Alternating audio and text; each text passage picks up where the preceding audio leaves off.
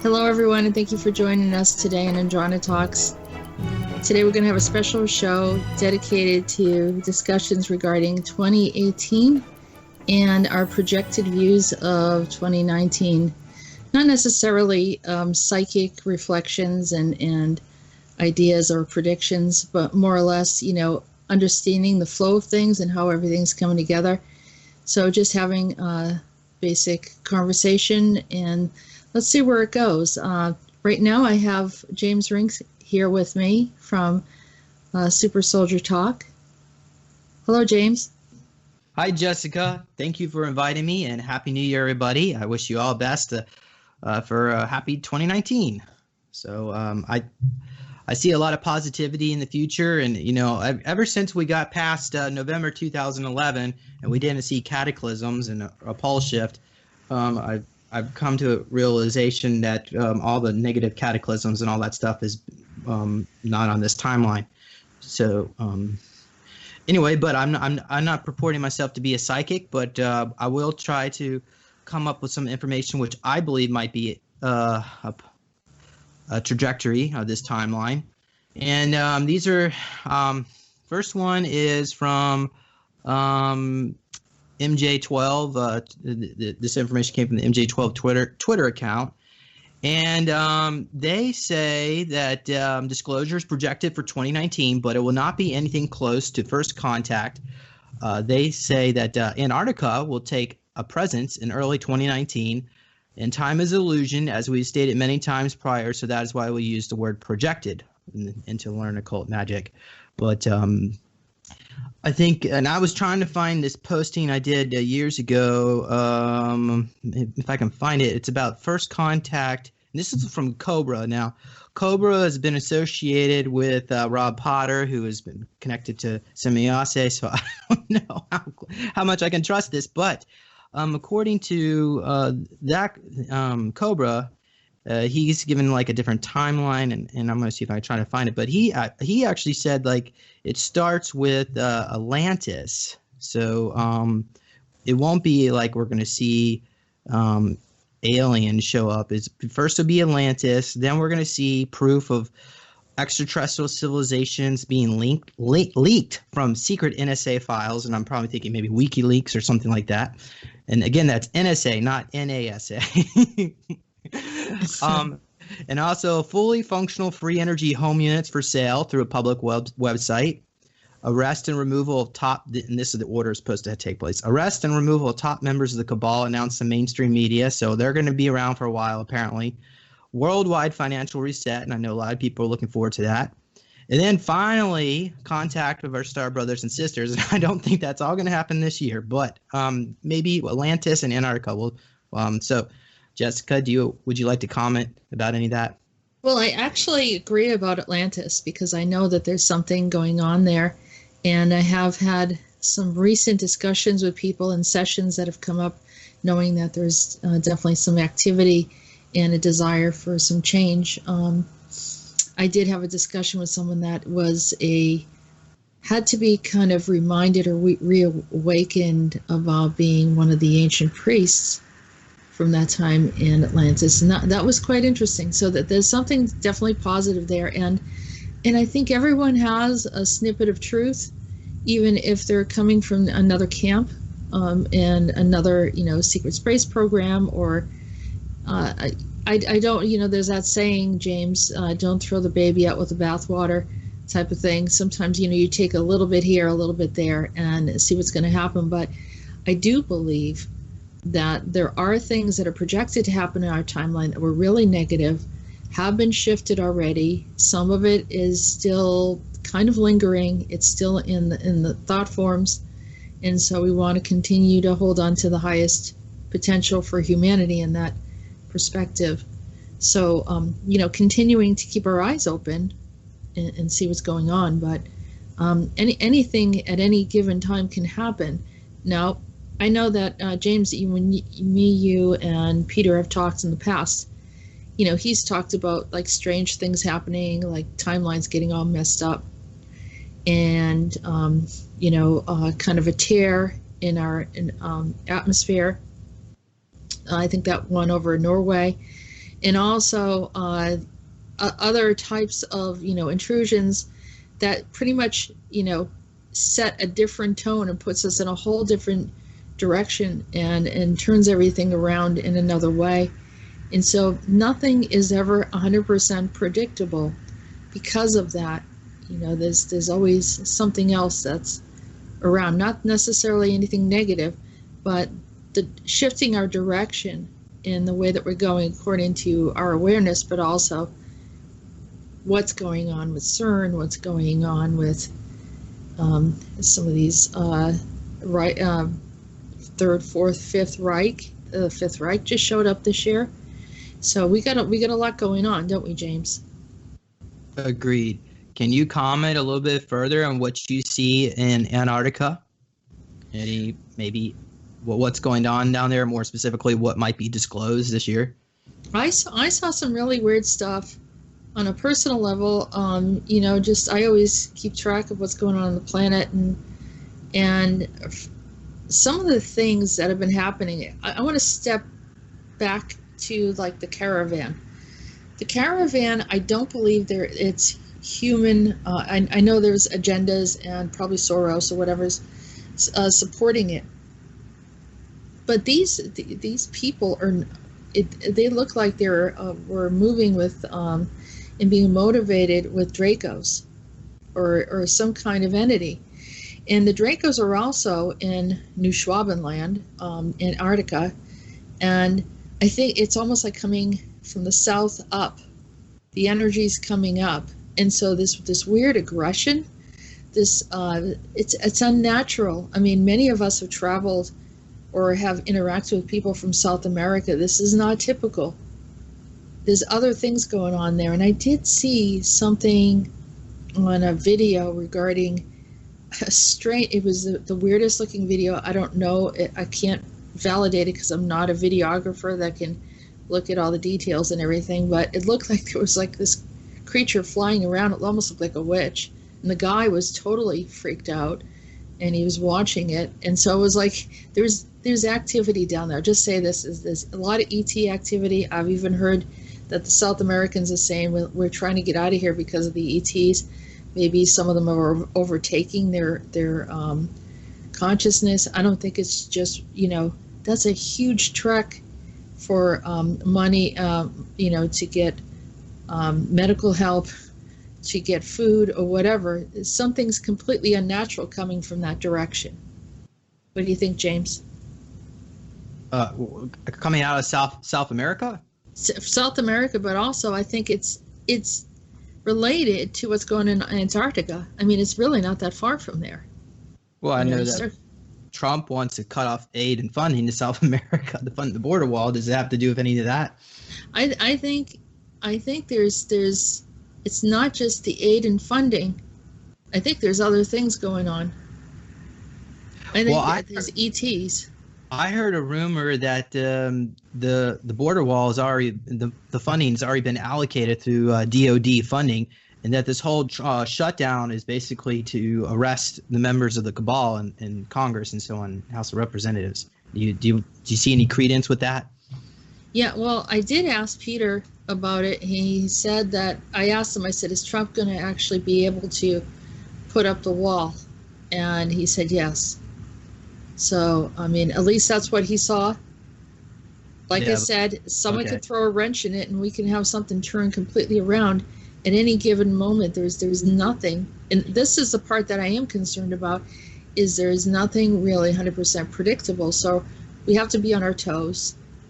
We have to, kind of be aware, but not be in fear. I think some of the strange changes are actually to help us.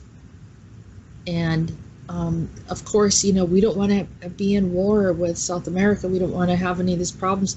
But whatever it is, I would almost, I would definitely predict that this is coming from Antarctica, this energy, because I have seen Dracos down there. Okay. What about ruins or pyramids, spaceships, bases? Some even say there's like some giant Anunnakis that are on cold storage and cryogenic. They're going to try to wake up. that have been there for millions of years. Oh, they already have that pre-Adamic race. Believe it or not, when Corey Good talked about it, I was like, oh, I was there. Yeah, I remember that civilization. Actually, I was with a tribe that was part of the pre-Adamic ones. This is one of my incarnations. And I had to go, they got rid of me because another woman showed up. I was a seer for the group, for the tribe. And the leader told me to leave because another woman showed up and she was an ET and he wanted to replace me. And so, of course, I was shocked. And then I had to figure out where to go. And I ended up going into a cave and went underground. And I didn't know why I was going in that direction. And then there was this, like a big freeze happened. So I remember it. And when he brought that up, so yes, there's a consciousness. That's the pre-Adamic group. We also call it Maximus Rufus. That was because they also jumped in through that pre-Adamic group jumped in through in Rome, and historically there was people that came out of the water in ships and everything and started killing everyone. No one knew where they came from. So there's a historical account of that, and it's traced back to the same group. So yes, if those people are, they're genetically not exactly like us, and they're also angry because their civilization got destroyed. And to my understanding, they wanted to have us suffer or say that we should be destroyed because we're not any more moral than they are, or something like that. Like we're mongrels, genetic mongrels. No, more like inferior. It's almost like the whole story about Noah, everyone's corrupt and their consciousness is gone, so let's start over again, and do a flood. And so these pre-Adamic groups, they know what happened, and they were wondering why their civilization got destroyed and why shouldn't ours. So it's almost like they're, it's like a sibling thing, Hey, wait a minute, you destroyed us, why are they still alive? They've done the same things we've done. So, I mean, it's something like that. So, yeah, they can cause a lot of problems, and they have. And then also, if they have a better communication with some of these, like the Draconians and the Anunnaki, ancient Sumerians, that would be interesting, wouldn't it? So I think that's some of our struggles. Okay. Anything else you want to mention about that? Because otherwise I need to take off. Yeah. Well, you said you wanted to bring up some information and just, in a positive note, but something to consider. We want to take care of ourselves and have a good New Year's and safe New Year's, right? And so you had a little something that you wanted to share. Oh, yeah. So also just be considered how much alcohol you use, because apparently alcohol calcifies the pineal gland. I think maybe you might be able to get away with that by if you have some iodine, which helps clear out the fluorides and the bromides in your pineal gland, decalcifies it. But most people probably don't have any iodine in their home. And also bentonite clay and zeolites have shown to be effective with that. But or you could just not drink, or just be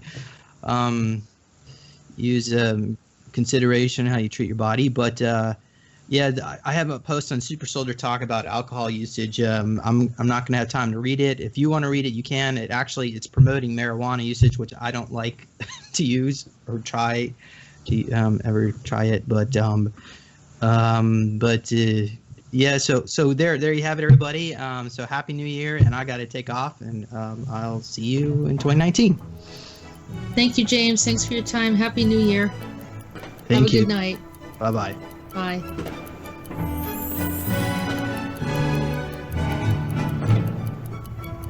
Okay, so we're here now with Ray, and he's going to share with us a little bit about his thoughts regarding 2018 and 2019.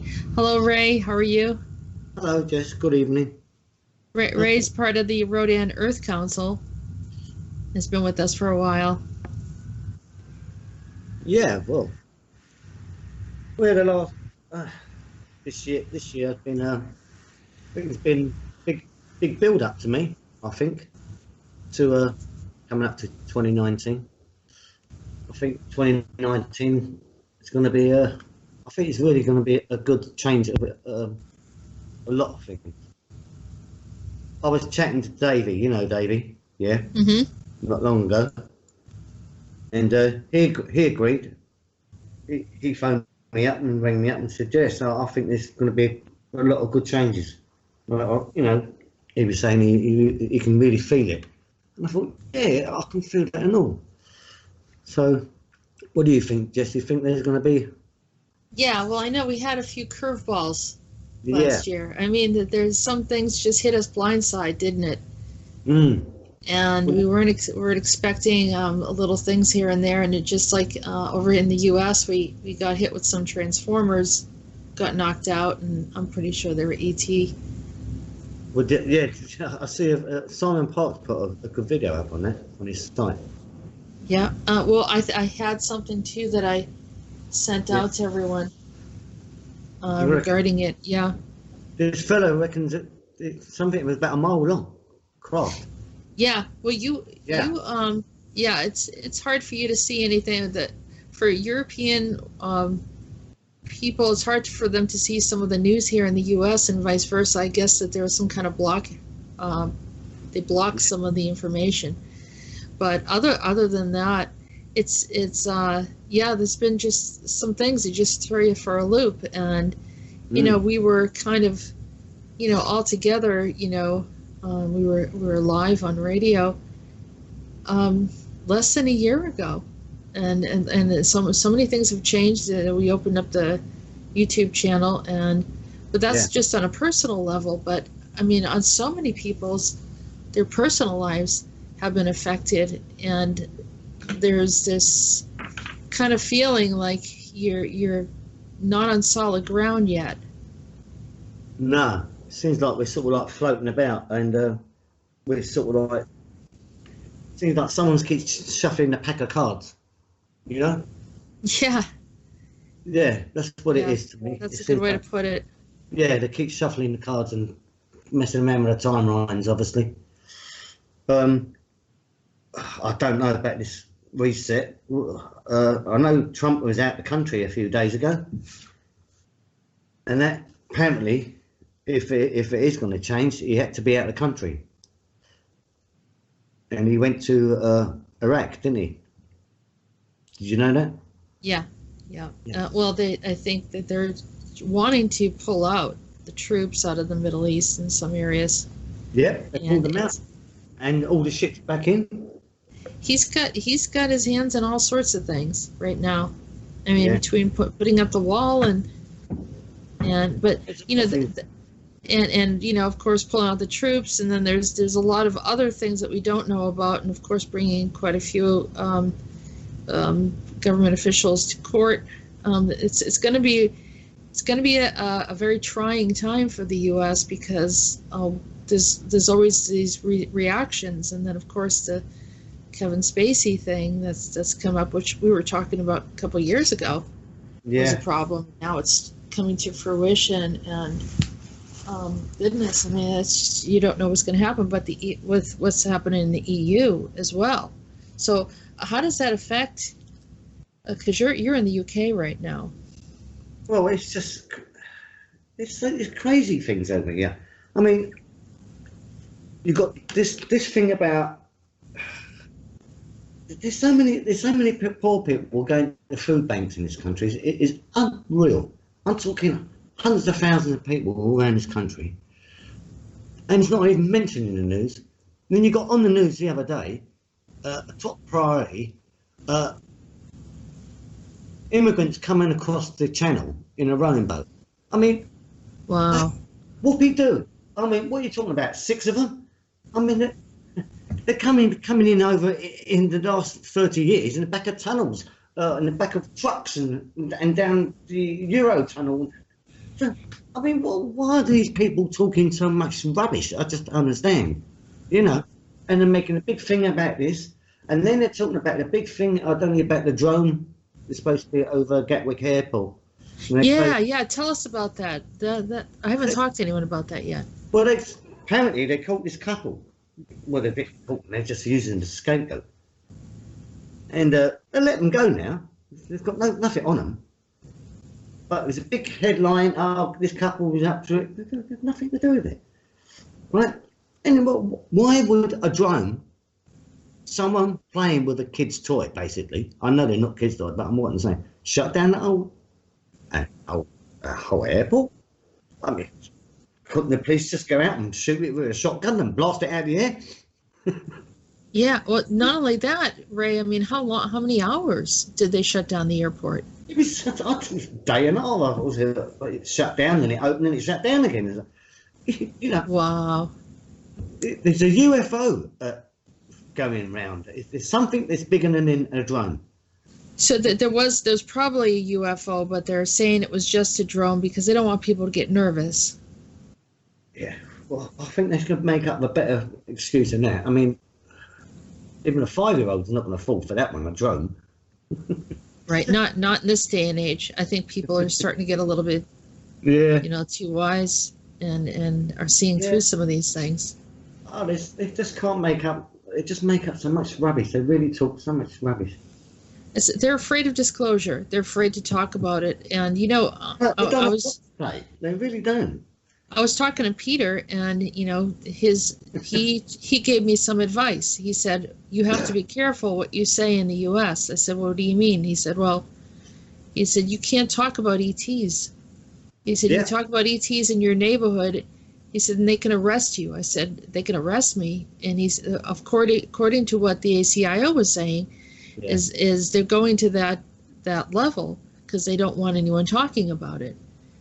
And he says, they better open up some more jails in because they're going to be. It's going to be a lot of people. We can't help it. I mean, because it's like saying, don't talk about something that you're seeing.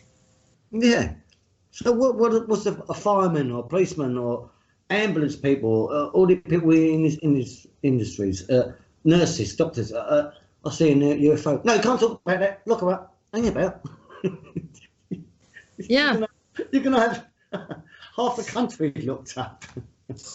I mean, there's been ET activity over in the UK for the longest time. I mean, they're, you guys are pretty much awake regarding that.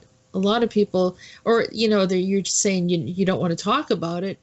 Some of them don't want to talk about it, but I mean, for the most part, all the crop circles. How many crop circles have you had over there? Yeah. Unbelievable. Yeah, and so they're going to say, well, we don't know where this is coming from. People are creating these crop circles. They're, all this other activity that everyone's seeing in the sky. They're recording it. Yeah. I remember someone talking about like weird colored helicopters and stuff. Just because the ETs know how to mask everything too, and they're creative how they blend in with clouds and even change their appearance of their ships. Yeah. Well, I heard someone's, I forget who said it now actually, near Gatwick, there's supposed to be an underground base there. And I wouldn't be surprised. Oh, is it like the one in Colorado? Yeah, maybe some sort of military thing. Yeah. So that might be another good reason why, they're visiting there, maybe shutting something down underneath them, Mm-hmm. Closing. Well, there might be some evil ones down there and they're sort of locking them in or whatever they're doing. Yeah. I believe that there was something else going on there. I mean, we can all speculate, and unless someone, a few years down the road comes out with some footage, because that's the way it happens. It's usually there's a delay in the disclosure. And because people feel like they're, they can really be in danger, it would be like a breach of, government, intel or whatever. And so it's a, you want to see things disclosed and revealed, but on the other hand, you don't want to get arrested because of it. No. I mean, they can't, well, I don't know, what are they going to do? Martial law? I mean, what's it supposed to be, martial law coming up in your country? I'm not sure, but Yeah, they've been talking about it for a while, but there's a friend of mine who's out in Arizona right now, and she was going to my friend Jean. She was going to talk, or I invited her to come and say hello to everyone, but she's pretty upset about what's going on over there. And she even mentioned something about snow, which I thought was weird. But I guess because we're not even getting snow out here on the East Coast. Yeah, she was talking about martial law and some bigger problems happening out there. And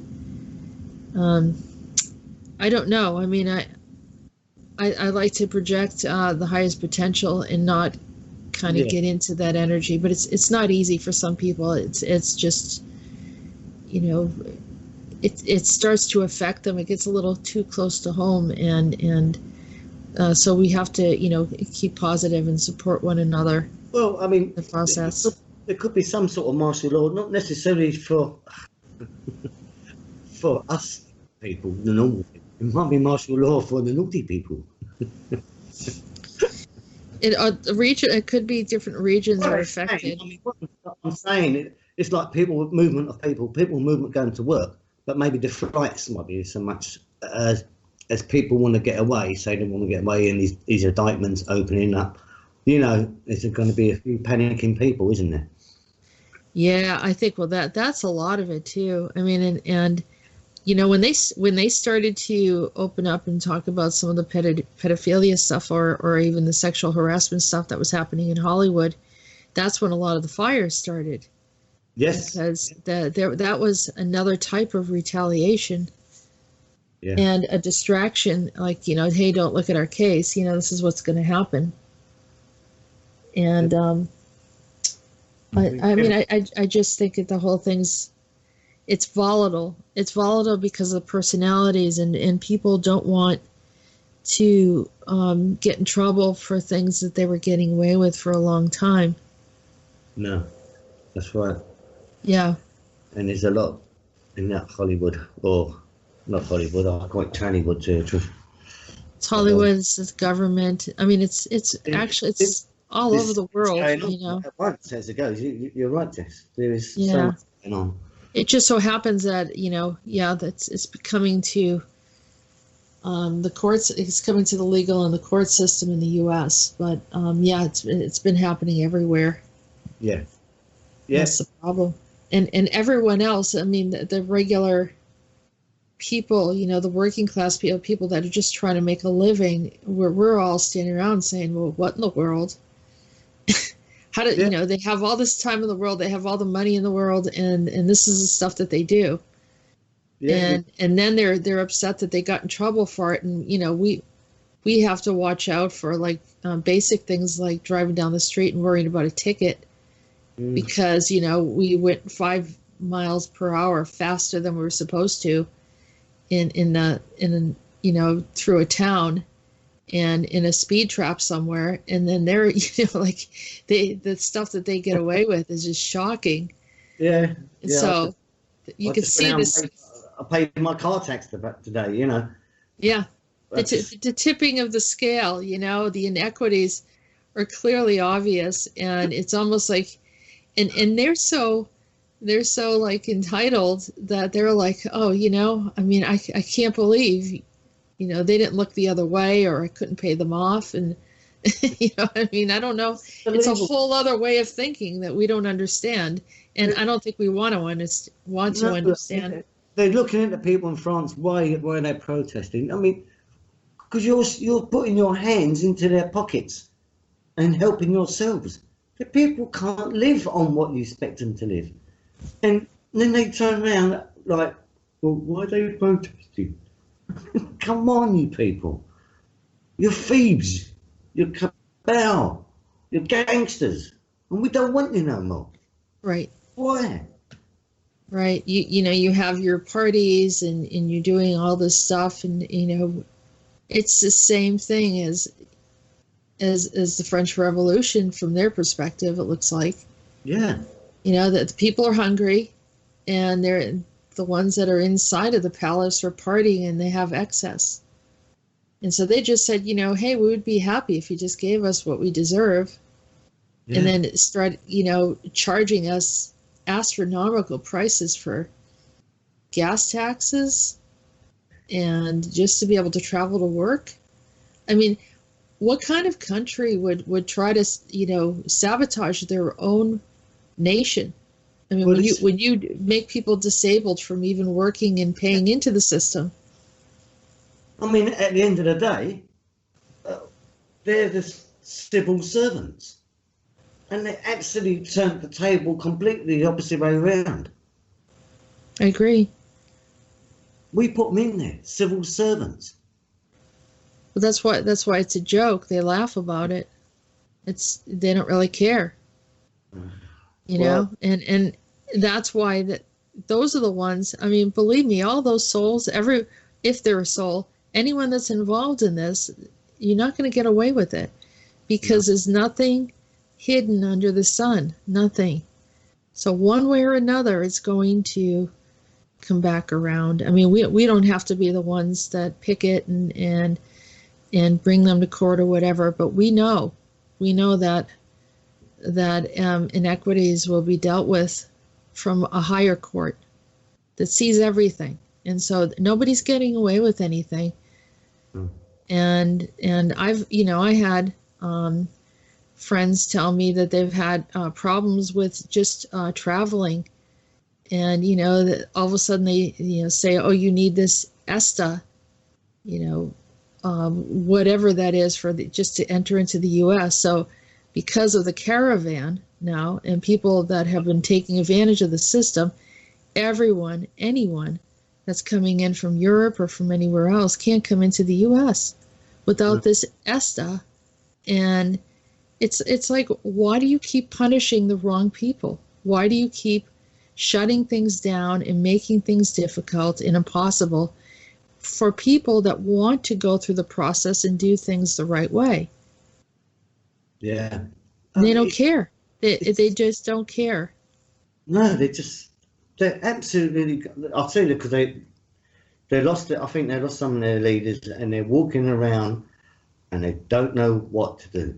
They really don't. They're absolutely lost, because they're not even making sense when they even talk now. Yeah. I mean, I think Trump is trying to do a whole systems change. That's not easy. No. It's not easy just to keep things at the status quo. That's a lot of work. He wants a whole revision, and he's probably used to doing things in this way, but it's highly complex, and so I don't know. I mean, it affects everyone, because of trade and the way that all of our nations are entangled. Everything is affected by this system change. But on the other hand, we need this to happen. I mean, we know they control the media and everything like that, but they can't hide it. They just can't hide it anymore. People feel it. They know there's something wrong going on. People know. Right. And it's about time they sort of like, that's it, they know. The game's up. Sunglasses been on. Yeah, it's it. And and if they think that we're the ones that are going to have to suffer for all the changes and adjustments, I don't think so. And I think that's what it is like Francis setting the example. Why do you keep oppressing us and saying that we're the ones who have to take the fall for everything? Yeah. Well, why should we say that your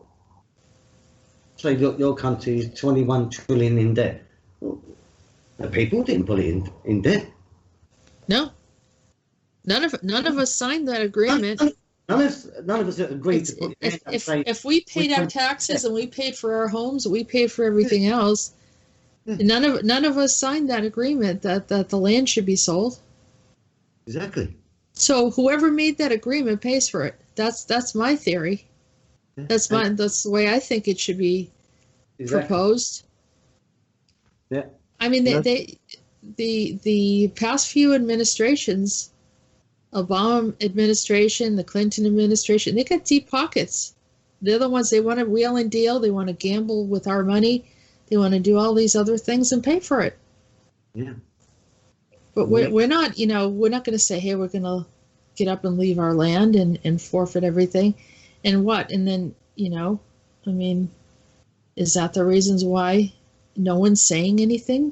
That people's houses got lasered and all this other stuff? Yeah. Or was it the help for the smart meters that probably helped done that? Yeah, everything. It's be responsible for your actions. If you're not responsible for your actions, then other things will happen. And it's not always going to be against the common people. Trust me, it happens to everyone. You can't protect yourself and shield yourself from everything. If the universe sees that you're doing some things that are really bad, and that's why, like, people say, well, we have to do this, we have to do that, and we could speak out. I think we have a right to speak out, but I like to just sit back and watch, because I mean, as well as I do, that there's a higher court that puts the gavel down on these things. Oh yeah, the big foot's coming down, and it's coming down hard, and they know it. Yeah, and this is not about religion. This is not about, and I'm not talking from any specific belief system, but this is the universal law, and it's coming back to universal law, and that's the only law. We have laws of the earth.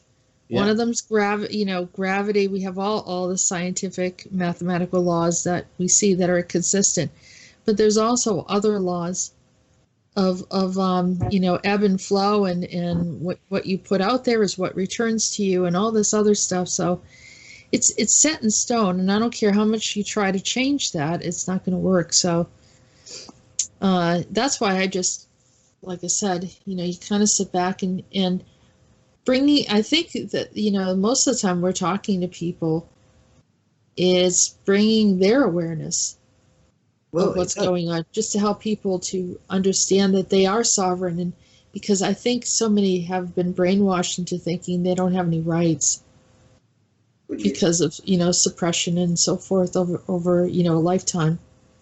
Yeah, I mean, years ago you used to go in the shop and you had more, customer was always right. That's the old saying. And now people just go in the shop and they're just a robots, in and out, and don't complain about nothing. Don't, Yeah.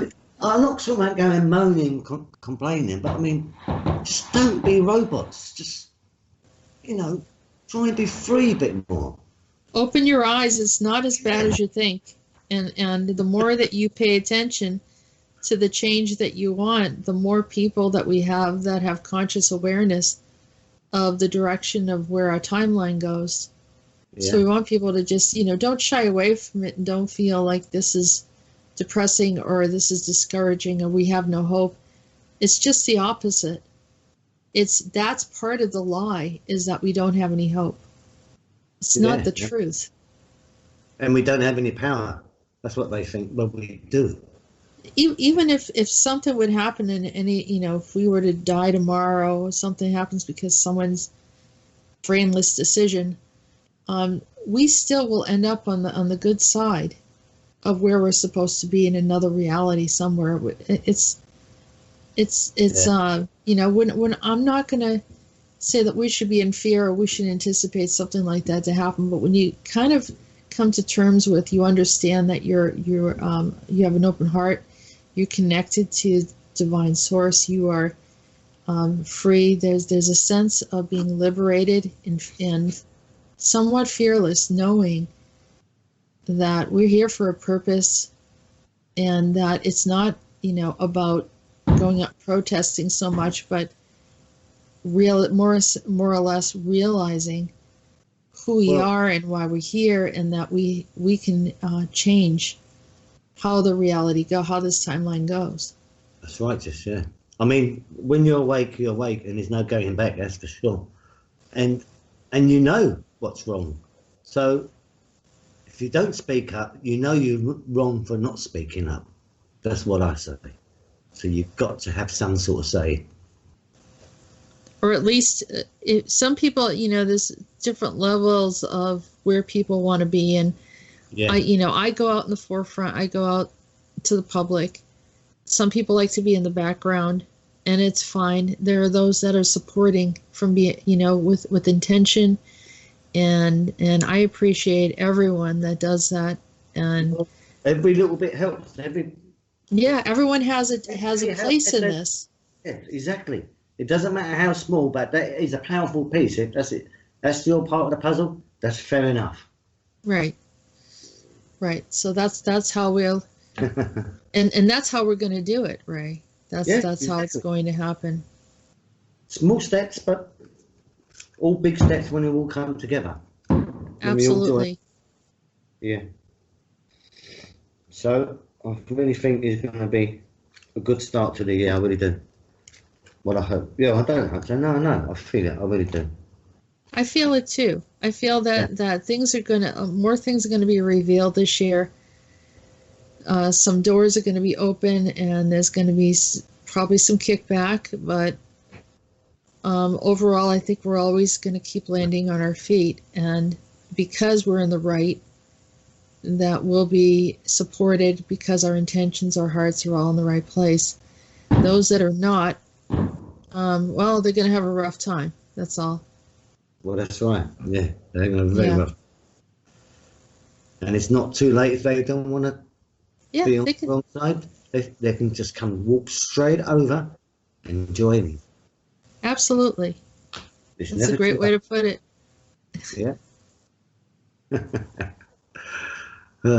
Well, Ray, this is great talking to you. Thank you so much. And I think that if we can give some encouraging words, I think we just did it. Yeah, I think so. Well, thank you, Jess, for letting me come on the show. And I'd like to say Happy New Year to you. And hope you have a wonderful year. And hope to say to everybody out there, Happy New Year. Thank you. Thank you. Happy New Year to you also, and to you and your family and friends in the UK and or Europe or everywhere around. This is something that we appreciate you being here, Ray. You've been with us for a while here at the Andronicus Transmissions, Answers from the Universe, and a part of the Rodan Council. I appreciate your presence. Thank you very much. Okay. Well, you have a great night. Happy New Year, and many good days ahead of us. Bye-bye. Bye. Okay, so I just want to say that I'm here with Jimi, and Jimi, thanks for joining me today, and Happy New Year. I'd like you to share some of your thoughts regarding the past year, 2018, and what you have, what your thoughts are regarding 2019 coming up. Okay. Well, Happy New Year to everyone, and you, Jess and Rolf. 2018 has just been a great year for me, like I was just telling these guys, because I've learned so much, I've grown so much spiritually, especially, and my knowledge of what's going on around me is expanded, and I'm not in the dark, completely in the dark, as I was probably coming into the year. And it's things are looking up as the year ends. Personally, things are looking up for me, and it looks like for the country, our country, and the world, the planet. That's what I'm seeing. So even though for some of you who don't know who Jimi is, Jimi has been generous enough to share some of his private sessions with everyone, allow it to be public. Of course, we don't have all of his personal information there, but regarding the fact that he was connected, he lives in Detroit. Peter told us about the whole incident about the androids in Detroit and also up in Canada, and in one of his private sessions, we pretty much figure out that there's something else going on around him regarding some of the android activity. And so, Jimi, you've been generous enough to share and be very open about what's going on. And I know that you've been on a spiritual path, and we never expected anything like this. I mean, it's not a typical thing, but anything can happen in private sessions, and some of you that have had private sessions know that there is no telling what direction it's going to go into, and what past life connections that you have, entanglements, Soul contracts, and so forth. Yeah, missions. And right, and the timing of that, Peter bringing up that Android thing, and then when we met was right around that time. It was July, so I'm pretty sure that's when he first introduced it, or started talking about it like it was. He was talking about it probably, I want to say, last spring. Oh, was he? Okay. Yeah, but we don't talk to Peter very often, so it's if I talk to him once a month, but there's been lapses in time when I didn't talk to him, right? And a lot of times he's on missions, but when he brought it up and then brought it up again, so that's when you came in and you said, well, you were in Detroit, and I was like, okay, but I still didn't think anything of it. And that video game coming out was right around sometime in 2018, I believe he started talking about that Detroit Becomes Human video game. Yeah, I'm not sure exactly when that game started, but yeah, that's pretty much when we knew about it. And then you sort of showed up. We ended up, I forget even how we connected. You contacted me. I listened to a couple of your Andronicus and I believe a Peter show, and then after I listened to them, it was maybe 10 or 11 at night. I called your number because I was expecting to leave a voicemail. I certainly didn't expect you to answer it, but you did, and that's when we met. That happens sometimes. I never know what's going to happen if I pick up the phone late at night. You just don't know. I think someone can answer that one, Jess. So, but I think that here's a perfect example of how that we're all making a difference and we're all helping out. I mean, there are a lot of, like, I want to say sort of, and I'm not going to say it's not a negative comment. It's just that there are some sort of like disclosure celebrities, people that faces, names that people recognize, and you name them, and everyone says, "Oh yeah, I know who that is." And then, so many of the other people that are interested in the topic, but they're not necessarily out there disclosing information. They're not like an insider. They're not connected to one. They're not QAnon. They're not this or that. Neither am I. But there are those that are pretty much in the background and feel like they're not really doing anything or making a difference. And, Jimi, we didn't know it, but, you never know how people can help and assist and make a difference here. Right. So, and connecting with my soul family and Jimi and, my brother and father and helping my family get back together. It's just been beautiful. Yeah, the whole path of that's the reason why you came to me, is because you had a disconnect and some communication challenges with your family, and it's beautiful. It's like you're starting to see the reward of it, where you're coming back again together and understanding some of the things that happened in your childhood, and yeah, it's quite a journey, but that opens up to a lot of things too, doesn't it? Yes, and we've had some harrowing experiences in our short time together, Jess. And it's just been, I don't know a word to describe how it makes me feel to be involved in some of the things that we've done and accomplished, cleaned up, and, everything we've done has helped the planet. And we have to thank it all to Tim Hortons coffee. Well, we're still working on that one, though. Well, there aren't any coffee shops over here, but I just happened to have bought some by accident. And this is the stuff that's blowing me away. I was telling Peter and James, I said, well, it's a very weird thing. And I'm kind of like, I have my own little eccentric ways. And so I saw that there was a sale on coffee. And there were all different brands of coffee, those like K-cups that they have for the coffee makers. And I looked and I was like, wow, this is really a good deal. So I bought a whole bunch of them, didn't even, some of the names I didn't even recognize. I brought them home. And as we're talking about Tim Hortons, because we don't have a Tim Hortons around here, I had Tim Hortons coffee the whole time. And I'm like, wow, that kind of blew me away. Then I had it. And then when the Kevin Spacey thing came up and then his whole incident in Nantucket, and I realized I had Nantucket coffee as well.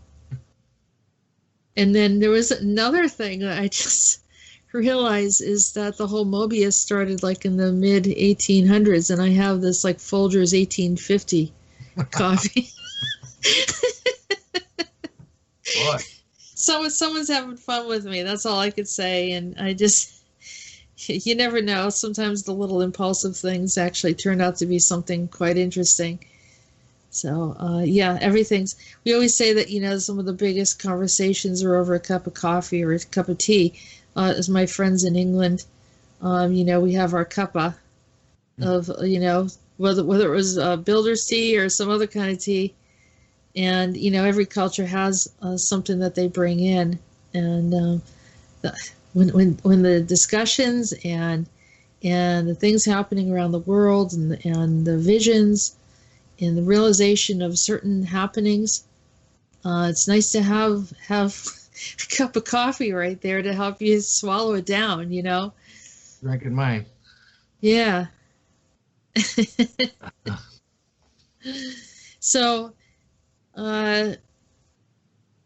what would we do? What would we do without these little places that, it's everyday life with inordinary experiences? People think everything is just very bland. Life is bland. It's very, predictable and this and that. Right. It's really not. Part of the thing that you've not tuned into is that there's things probably going around many of you, but you're not aware enough. You haven't really looked around. You haven't picked up some of the oddities or the nuances of something that just doesn't add up. And probably many times you look at something and then you look again and say, that wasn't right. I don't know, I saw something, or I saw someone go through somewhere and then I didn't see them come out on the other side, or some other kind of weird anomaly, a Mandela effect or a time slip or something, and you just dismiss it. And we've been led to believe that we're so powerless. We have, none of the powers that we actually have. We've been taught that we can't do anything ourselves. We have to look outside ourselves and pray to God up in heaven and, that kind of thing. Things that make us weak, because we can't do it ourselves. We need someone else to do it for us. And that's what we've all been led to believe. I mean, I never believed that, but I've always been told that. Right. You told me when I met you that you said you were kind of resigned to the idea that certain things were going on in your life. Yeah. That you had no power and couldn't change. Mm-hmm. And I told you didn't have to believe that. Yeah. That's just recently, and it as soon as I changed the way I looked at it, it changed. We did a lot of work on that situation before that happened too, but to prepare for it. But yeah, it didn't happen overnight, and it's not supposed to. People think, you got to snap a finger. If it doesn't happen right away, it's not going to happen. It's a process. Because it took you, like I tell people, sometimes it takes your entire life to get into a mindset, a paradigm that keeps repeating itself in one that you don't particularly even like. And if it takes you that long to establish, manifest, and have that repeating in your life, then it's going to take more than one session or one day to figure out, how to break that cycle and how to shift it into the direction that you want. Is one challenge is to break out of that cycle. And then another whole challenge is to allow yourself to say that you're deserving of something better and actually believe it. So that brings a forward motion of manifestation. Right. And make it happen by your thoughts, by your intent. Right. And yeah, but we had to clear a lot of energies and entities that were involved in this and preventing us from having a normal relationship too. And that's been going on ever since I met you 6 months ago. So, that had to happen. That was like the groundwork for this. And then just recently you when I expressed my dismay over my situation with the holidays coming up, it was getting to me a little bit. And you just came up with that advice, and I mean, it was right on time, Jess. It finally clicked. It takes a while. Yeah, it takes a while for you to say I'm worthy, or I deserve this, or this is the way it's supposed to be, and allowing the universe to give you those things of your heart, the things that you desire.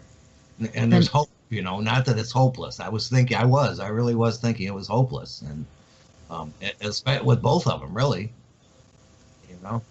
Yeah.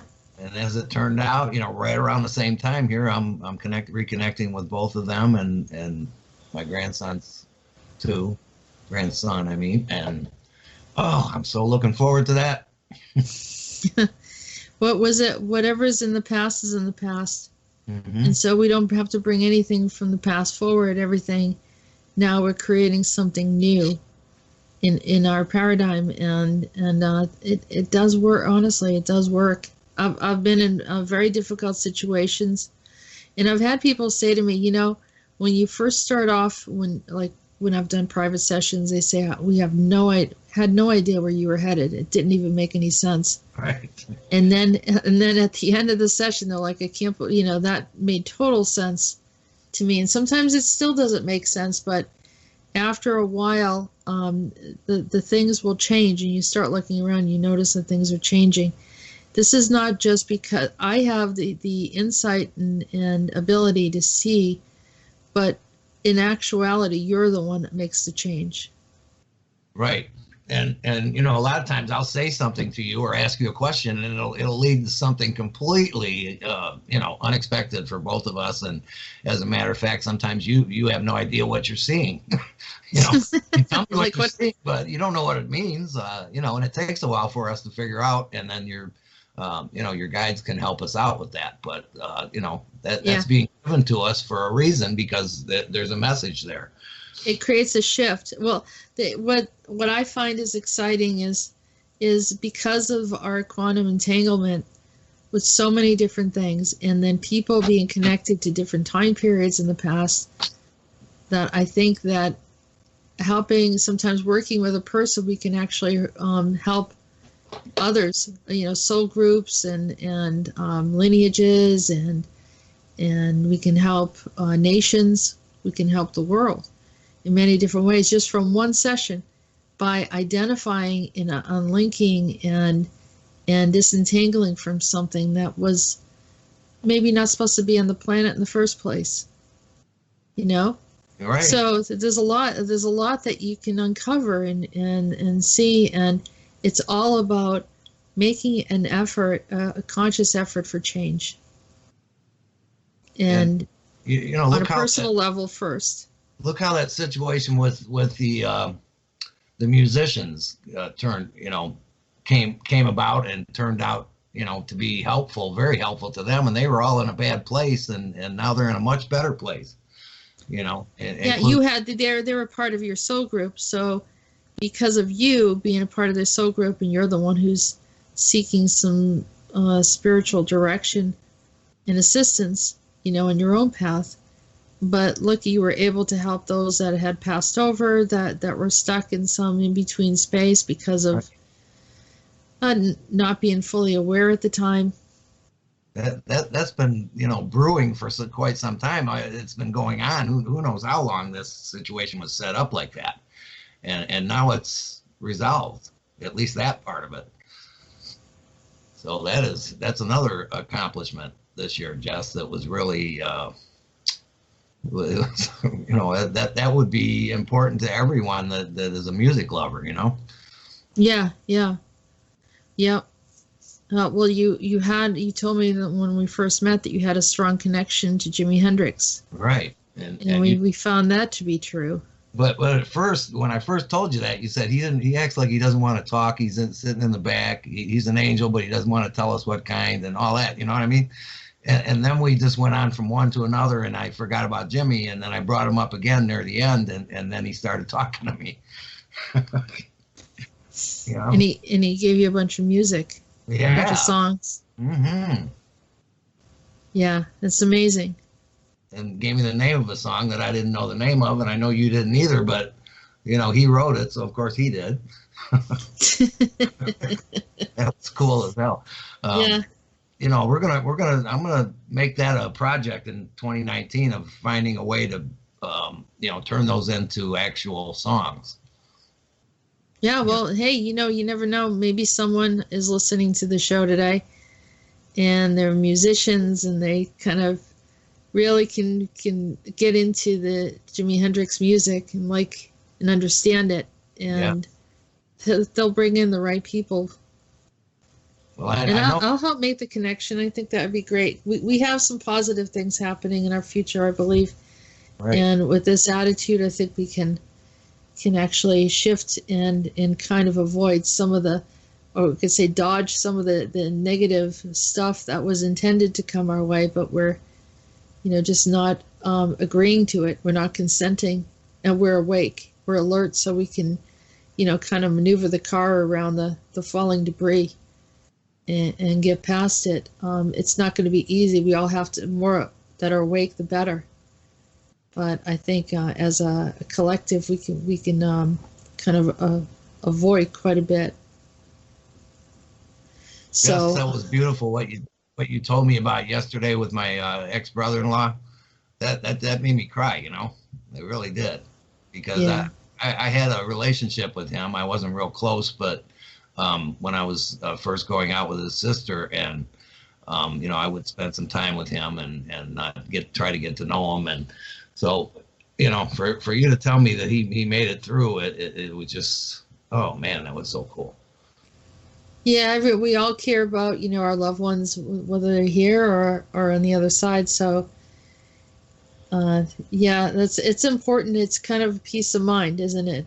Yeah. Knowing that they're okay, and knowing that, you know, you were able to help because you sent some healing and you assisted. Yes, and it just happened. So, you know, I mean, it was very fresh, and you know, my ex-wife, I'm sure, is very hurt, devastated by it, because she was, you know, he was living with her for some time, and she's been taking him to all his appointments, and so she was very involved with the you know, the treatment and everything, and then to lose him like that, you know, I had to send her some healing too. Yeah. Well, the other thing that you've done too is that you are the perfect person to interact with the androids, because you're non-judgmental. You kind of just communicated with them, and you know, if they know that you dislike them, they get angry, or you know, they can create other problems.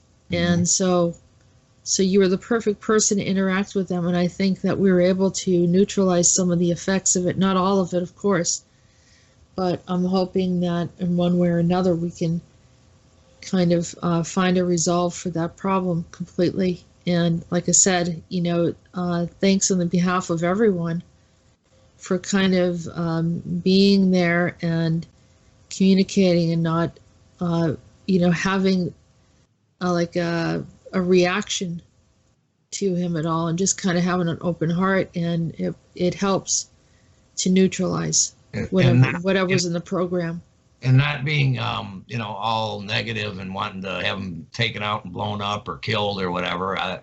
You know, that doesn't interest me. I just want them to be where they want to be, and let us be where we want to be, and you know, we'll all be happy then. Yeah. I think that, you know, they do want to leave. They didn't want to be here. Mobius put them here. It's not their fault. They don't have the same consciousness as us, but they have a lot of reason, the ability of reasoning, and can make a decision whether or not to go along with their Mobius's agenda or not. We're trying to convince them the opposite. Right, and they don't seem to have anything against us, really. No, you know? Because I think we handled it the right way, and we just kind of interacted with them and, said that we want to thrive here. We don't want to, anything bad to happen. So they don't look at us as enemies? No, well, they don't see us as enemies because we don't want to control them. Right. This is what one of the problems they have with Mobius is they don't want to be controlled. They want to be emancipated. Can you imagine that? Even androids want to have their liberation. However, this is not their timeline. This is not where they belong. And so to say it's okay for them to be here right now and we'll just blend in with them is probably very dangerous for us. We're not equipped for anything like that. And so it's better off that they're in their proper timeline. And that's the type of thing that we'd like to help assist. And Andronicus can help with that. Andronicus has his foot in the future. So he knows where they belong and he can help them bring there. He's not going to destroy them. He's just going to have them return back to where they were, where Mobius stole them. Is this an ongoing process? I mean, he's working on this now? Yeah. Okay. It's an ongoing process. And I think that your interactions kind of have been an indicator to me to see if there's any changes or anything else is going on. So we just been we did have one little incident I think we talked about. I haven't put it out there yet. I will. What, the last one? Time we talked? Yeah. Oh. Yeah. It wasn't a whole lot of information from our last conversation, but maybe I'll put it out there anyhow so people can keep track with what's going on, and maybe we can have like a little, celebration in the end. Are you talking about Gregory came through? Yeah, the last time we talked about in Gregory. I thought that was the time before last. Because I didn't think we really got too much into it the last. No, we didn't. That's why I haven't put anything out there. Yeah, he came through and he was kind of mad. That was before. That was the week before, I think. Oh, okay. They're running together. Yeah. So anyway, I'm just hoping that, we can say that this was successful and that they have safely gone to their return back home where they belong, and that, we are also safe from whatever Mobius intended for us. So, but like I said, people talk about super soldiers and doing different missions and so forth. This is like a mission, whether so you far successful, right? Yeah, so far so good, Jimmy. Wow. Good work. Mm-hmm. Right. And we'll see what happens from here. I mean, you never know. I mean, there's a little super soldier in everyone. I think those particularly who want to help out and to be here for the planet. So we'll see how that how that goes. But with that said, I just want to say thank you so much, Jimmy, for joining us today, and Happy New Year to you and your family. Thank you, Jess and Rolf. And oh man, what a year it's been. And I will never forget this year.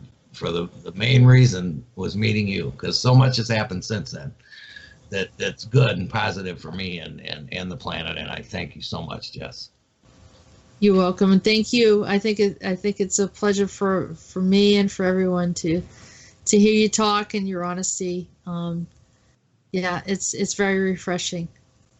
Okay. I appreciate your energy. You know we're going to talk again. Yep.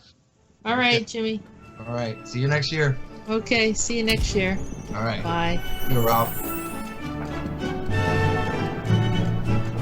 Okay, everyone. So I have Laura here with me, and Laura was, as you remember, she came in earlier and talked about some of her experiences. She lives in California, and her experience with some of the things that happened with the California fires and other things that happened around California this past couple of months. So without further delay, here is Laura. Hello, Laura. Happy New Year. Hello. Happy New Year. Thanks for joining us tonight. And so, yeah, I'm asking everyone to just kind of give a recap of, what it was like 2018, and then looking at 2019, what's your projection, And as I'm saying, it's not necessarily psychic, but how people kind of feel the trending and the way things are going.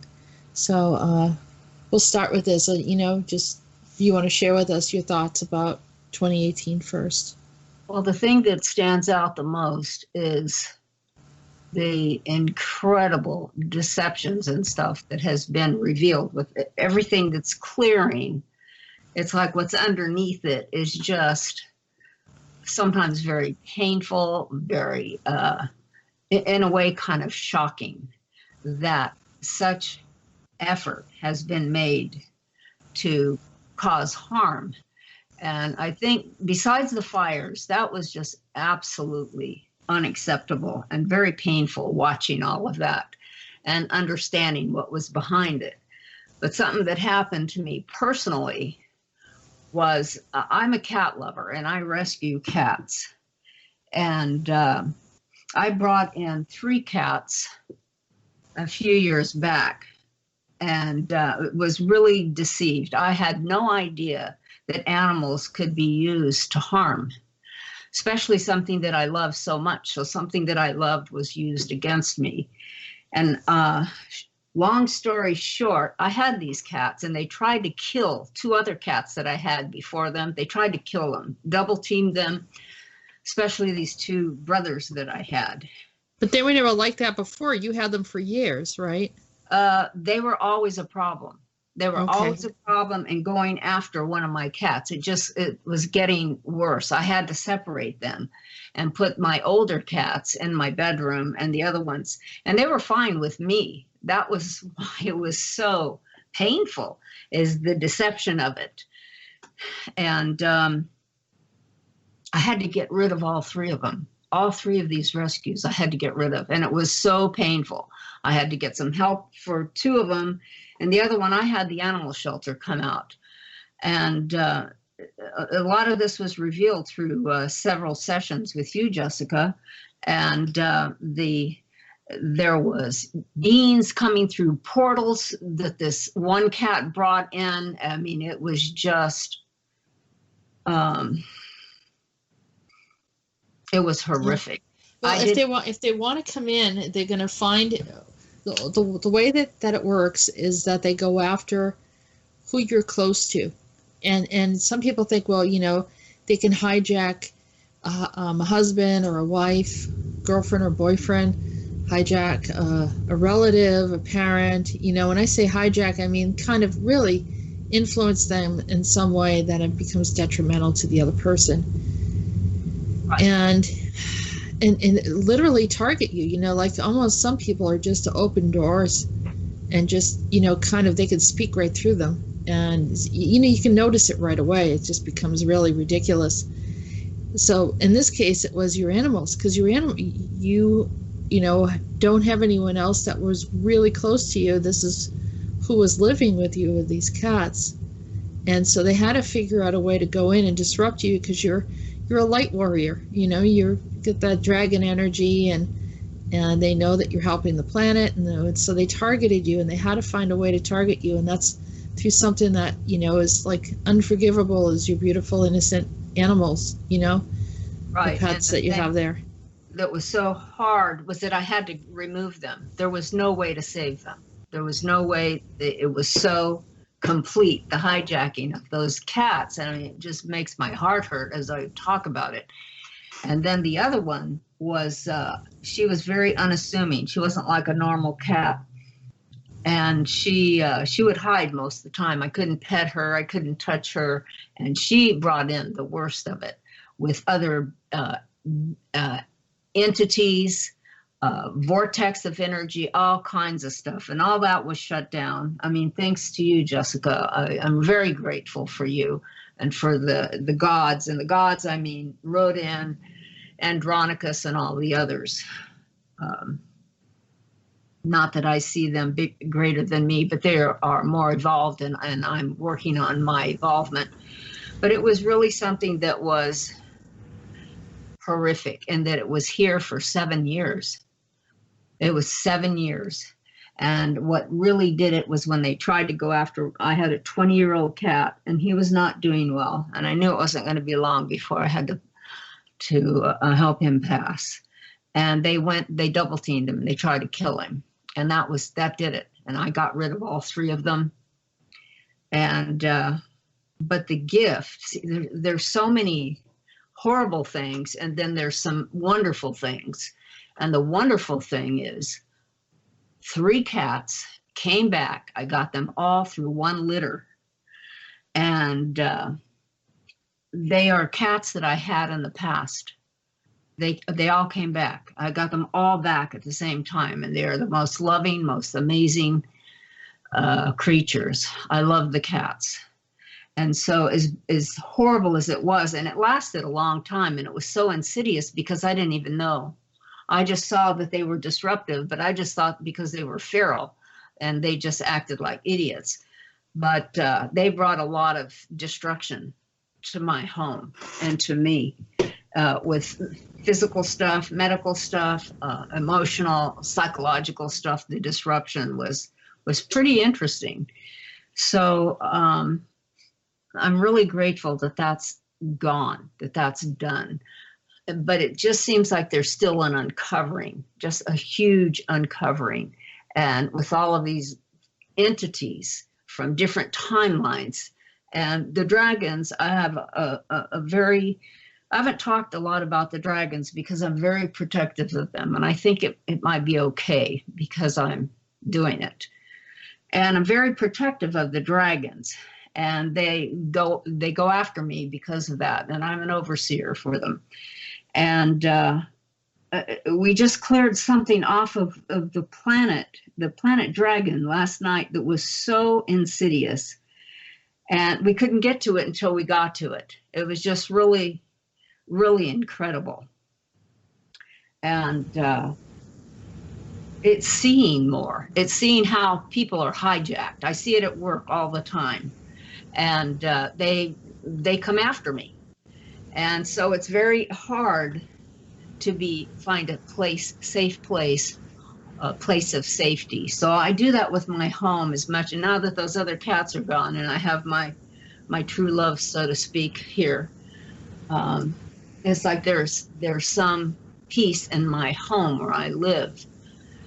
And at work, it got a little crazy lately. Just another assault. And so I just keep moving on. And with your help, Jessica, I just keep moving on.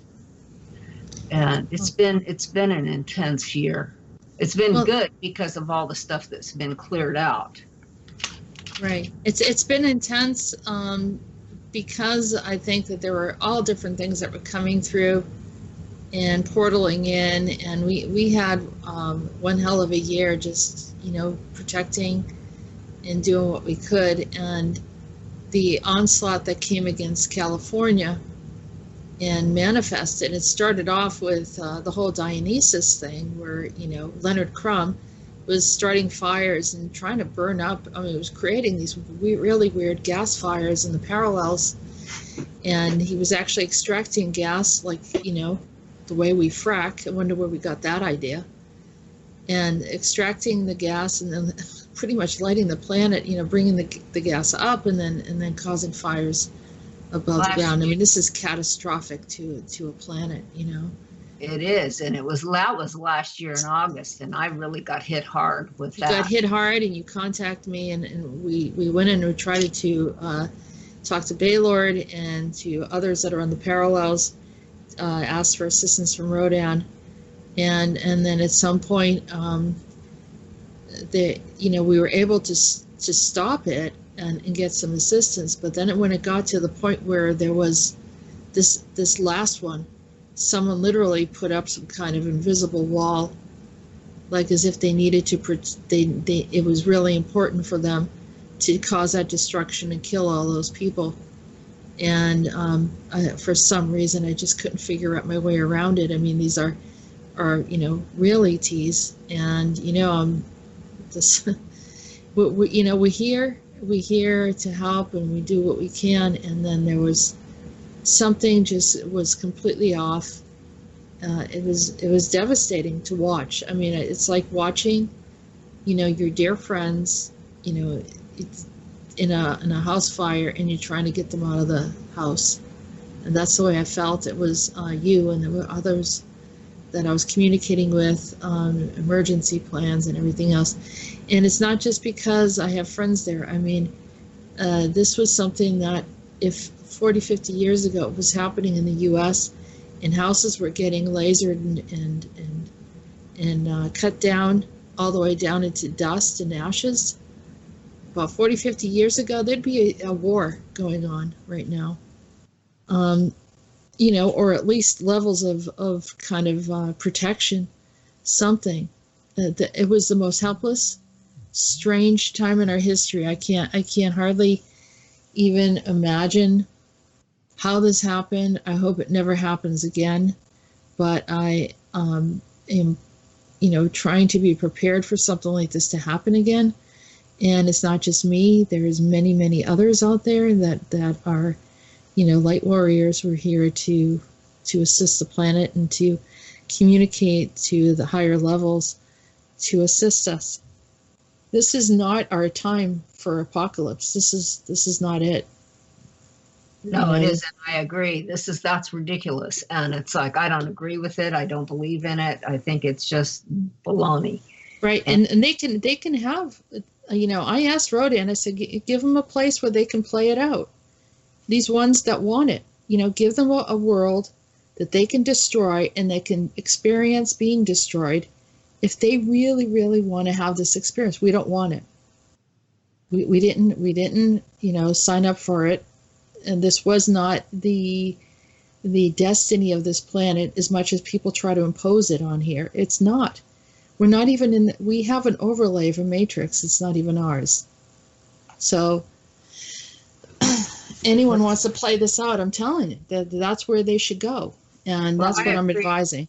I agree. I totally agree. So if it takes two or more, then I agree. It's like I've thought for years, take them to the compound of light, get them off of here, let them all screw each other up if that's what they want to do. But this doesn't keep the innocent out of the way. Yeah. Right. Yeah. We didn't buy into this. We didn't agree to it. We didn't consent to it.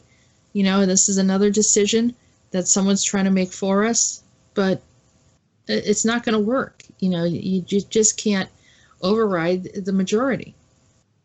And the majority says that this is not what our destiny is. This was not our time, and this is not supposed to happen on our timeline.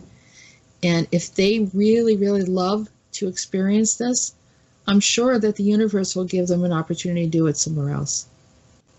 Yes, that would be lovely. Just absolutely lovely. Get them off. When they start doing this stuff, I want them removed anyway. So I want them all removed. Just get them the hell out of here. And give us a chance to rebuild, to reset and rebuild. And we want equal pay, fair pay, or a living wage. We want to be able to sustain our families. We don't want handouts. We want hand up. You know, there's a difference. People just want to be able to enjoy what everyone else is enjoying. You know, people want to be able to have enough food on the table, to be able to support their children, to have access to education if you need it, to be able to get different types of jobs and get proper training.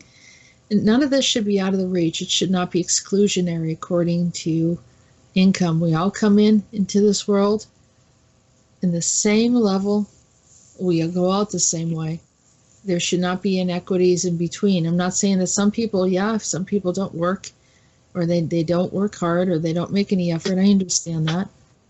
But that's not what we're talking about. We're talking about people that work extremely hard, and at the end of the day, they hardly have anything.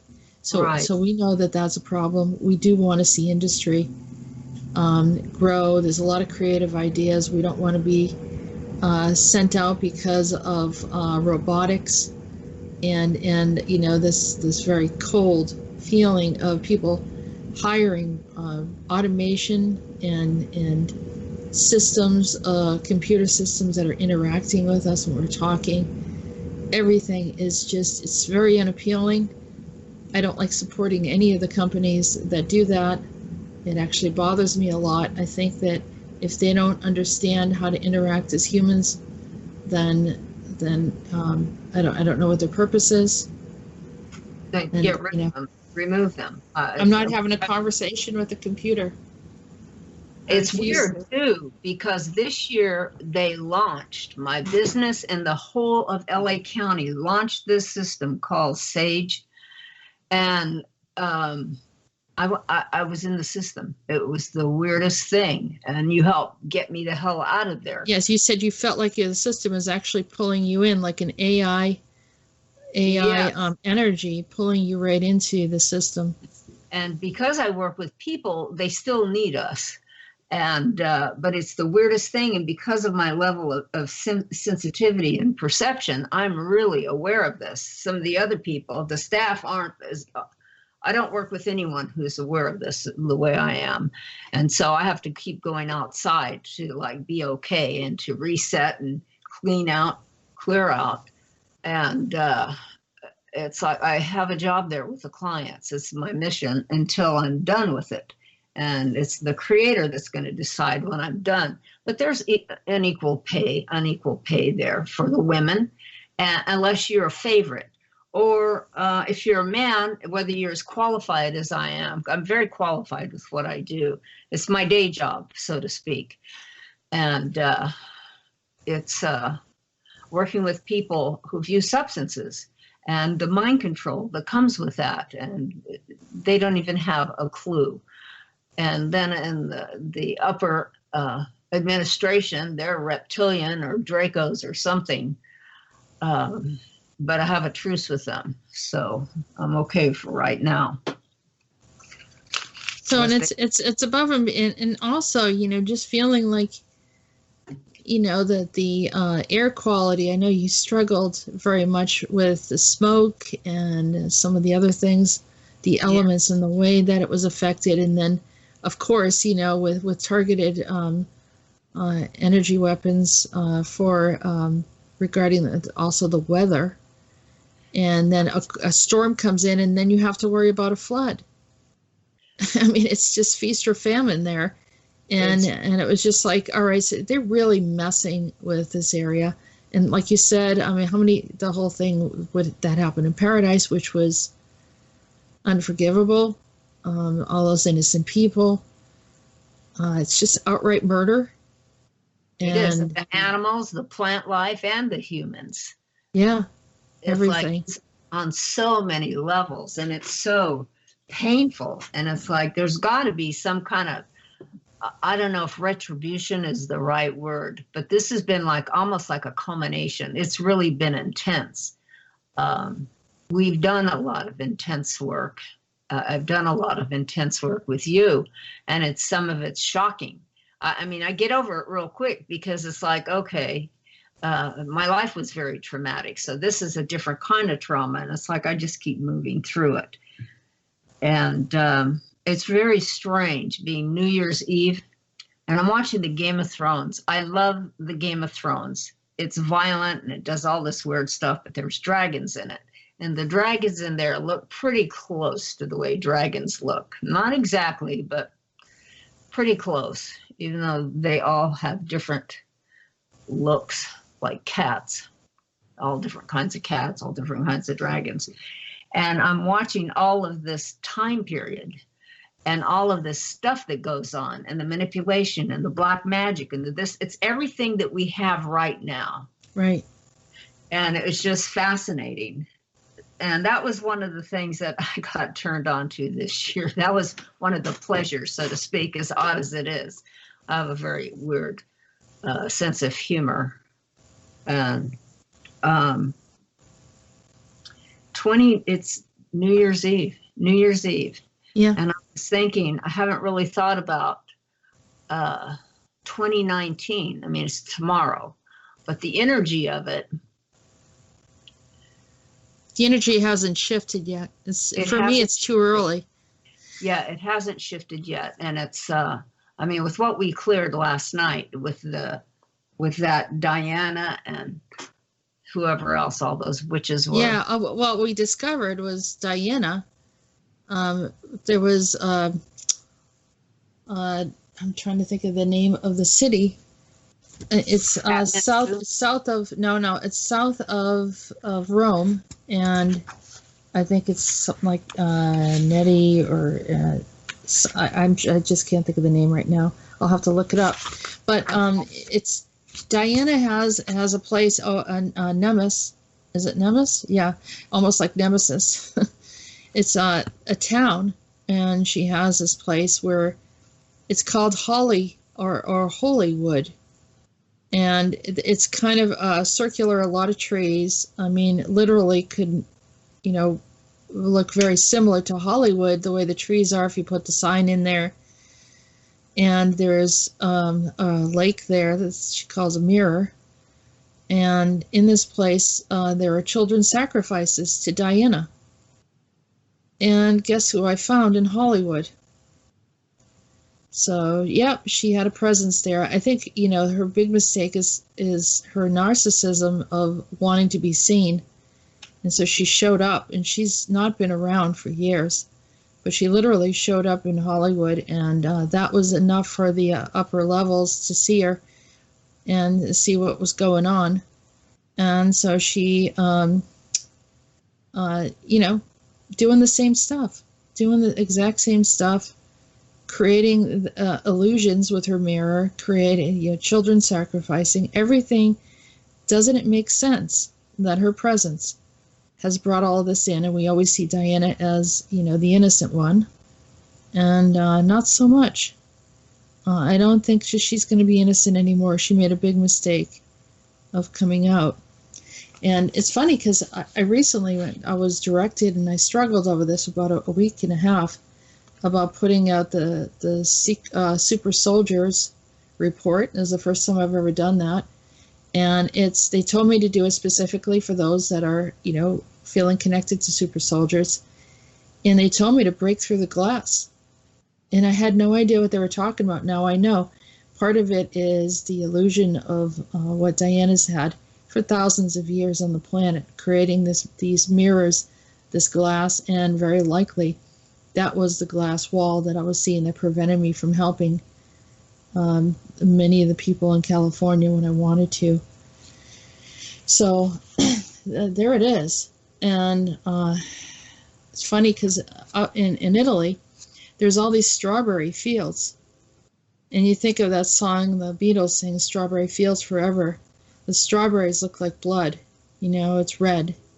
And I don't want to be negative, but I mean, that's the sacrificing right there. You just can't hide all of this stuff.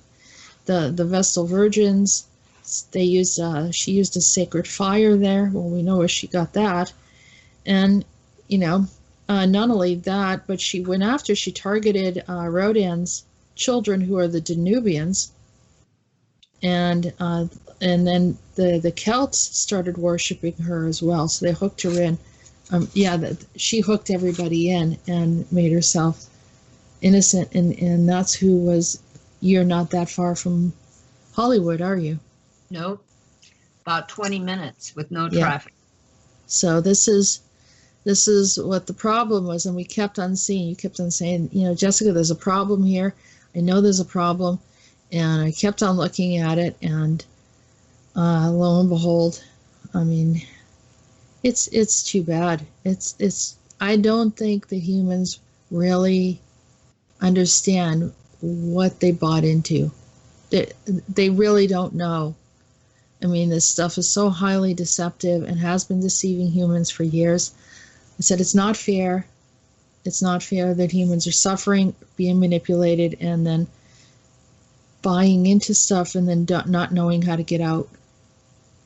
Right, it's a trap. It's so subtle and so seductive. It's so seductive and so it's insidious, and it's like addiction. And it's insidious, and it creeps up on you, and then you're in it, and then you need help to get out of it. Mm-hmm.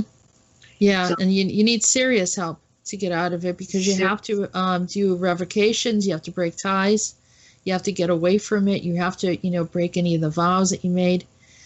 And in this case, it's definitely blood oaths. So, you hope, want to hope that you weren't in such mind control that you get into that point where you're actually acting out some very serious criminal activity, because they don't care. You're just a casualty. They don't care. And Right. and I know that the people that I'm speaking to right now are not the ones that are participating in that, but there are so many that we know that have been hooked into certain things and mesmerized and sitting by the television, glamorizing some of these people that are willing participants in some of these activities of Diana. And everyone says, well, everything's Satan, everything's Lucifer, everything's the devil, and it's just black and white, and that's it. And it's like there's many devils out there. There's a lot more than you realize, and they come in different shapes and forms in different time periods and from different star systems. So and we have a lot of really good ones too. That offsets everything. And so when we desire for the good, that energy opens up, and our good intentions. And even if we made a mistake, and all of us have made mistakes, but the difference is that we can reach out and ask for help to get back on our feet, and then set things straight again and regain our sovereignty in our lives. Otherwise, you're still like, part of the puppet master system.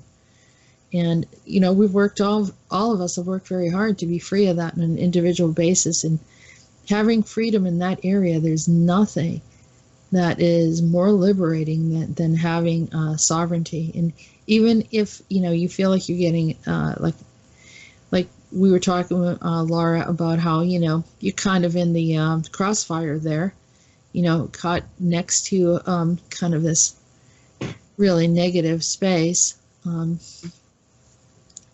because of that, the energies around that are not very pleasant. And so you still, even though you're kind of in that really difficult place, and there were a few times you were close to having to go in the hospital just because of respiratory issues. Right. And you've been through an awful lot, but I mean, I see you as quite a warrior, and you get that that dragon energy, and it keeps you going, and you're strong. But after a while, it gets weary. But It does, and I get world weary, and the human part of me is I have to keep moving through it, because I just it gets really depressing sometimes. But I move through it. I won't let myself get too down. And I know it's something to move through. And everything is used against us, and it's so bizarre. I mean, my daughter and I are doing very well, but I've had to clear out a lot of stuff, and I'm mindful of whatever's going on with her, and to keep her space clean until she wakes up. And it's like she's been used against me, but something has shifted. There's been enough that's been cleared, because everything's about separation, pain, separation, addiction, something ugly, and she and I are doing very well right now, and I'm very grateful for it. And so this is the whole thing is they find who you care about, and then they try to use that against you, and it's not going to work. We're not going to, I think being aware of what the source is behind it, that we're learning, we understand, and we can still create holding on to the intention of harmony and love with our loved ones and those around us, and creating a safe environment, and remember that the earth is for humanity, and for the humans that have are supposed to be here. They're here to learn and to grow, and these other agendas were not agreed upon, so we don't have to consent to it. And so it might try to come in. You just say, this is I don't consent, I don't agree, and trust that the universe is going to change that reality. It doesn't have to be that way. But what are your thoughts for 2019, Laura? I think there's a lot more clearing that's going to be done, like clearing out, so we can see more, so we can be more. I'll have a better sense of it when I cross over into it at midnight, energetically. But the way this year has been, with all the clearing and all the awakening and seeing it's like as things are cleared and more things are, I think there's just going to be more clearing. I think people are talking about stuff that I've never seen them talk about before. And they're really, really looking at things, really analyzing things, and it's amazing. It's amazing, and I anticipate more of that for next year. Yes, Facebook is really interesting with some of the things that the pictures of the lasers when the fire's out here, the lasers that caused those fires, and people were posting it, and it was, I don't even know where they got it, but it was like, oh my God. Unfortunately, some of them probably saw them firsthand. Right, unfortunately. And then there's the stuff with the wall, and people are seeing through some of that stuff with, that there's a caravan and they're invading. They're trying to invade. And why are they doing this? I mean, there's never been 10,000 people trying to cross the border, and then they're saying that it's our fault, the fault of the United States, because these children are dying, when actually they were sick before they got here. And that people are looking at that too a little differently. I said earlier, we were talking to James, and I said I think that there's an ET influence, this Draco influence is coming from Antarctica. It's influencing all of South America, and those that are kind of, open for one reason or another. The soul is just kind of replete, and they're not in their right state of mind, and they're being used by these entities, and they're being puppeted by these entities because this is not normal. I mean, some of them aren't feeling well, but they're traveling huge distances. This is really far where they're traveling from. For them to come here, because there's no way they could travel 100 miles in a day. There's trucks, there's all kinds of vehicles that are transporting them. Well, who's doing that?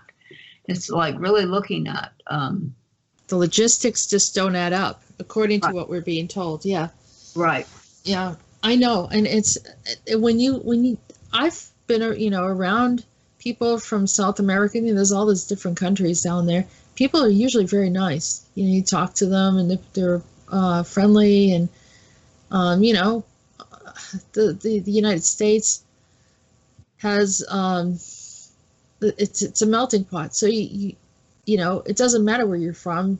If you're there, and sometimes you're working with people from all different cultures, and so this is not the typical behavior that we've ever encountered. This is something else, and I don't think it's just because of the money being cut back. I think this is ET intervention. I think it's coming from a very dark place, like a draconian place.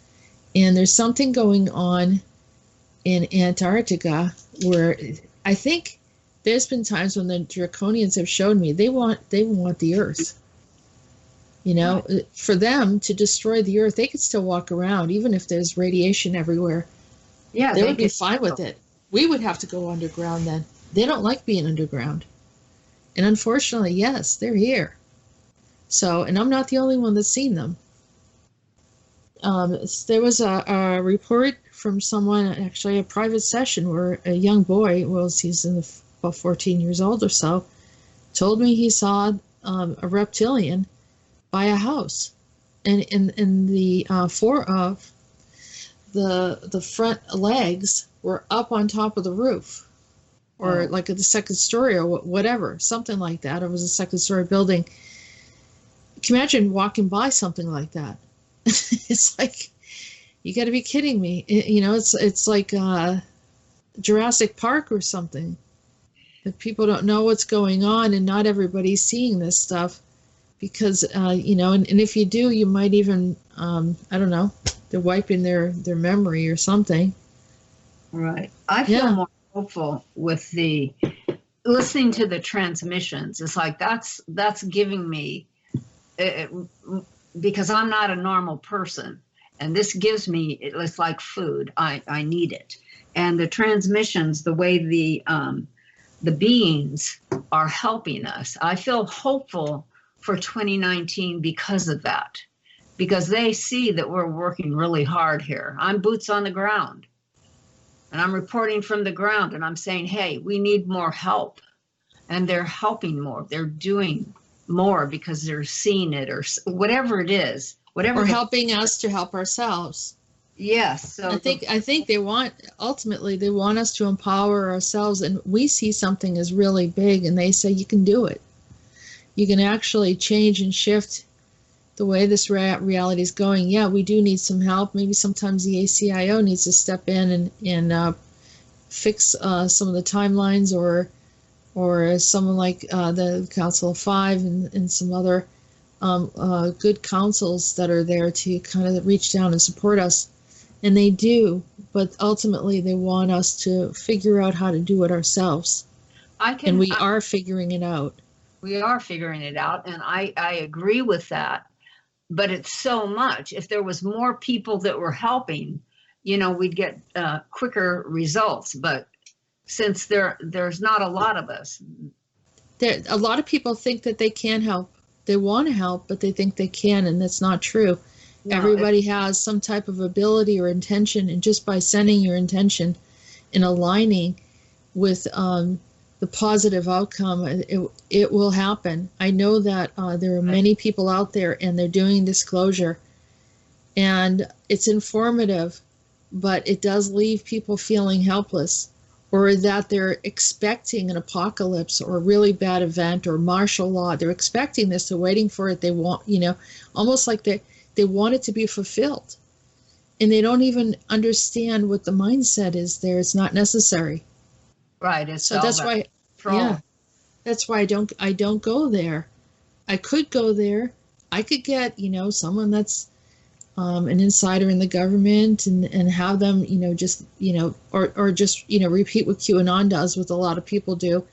And that's fine. It provides information or whatever, but that's not where it ends. That's only data.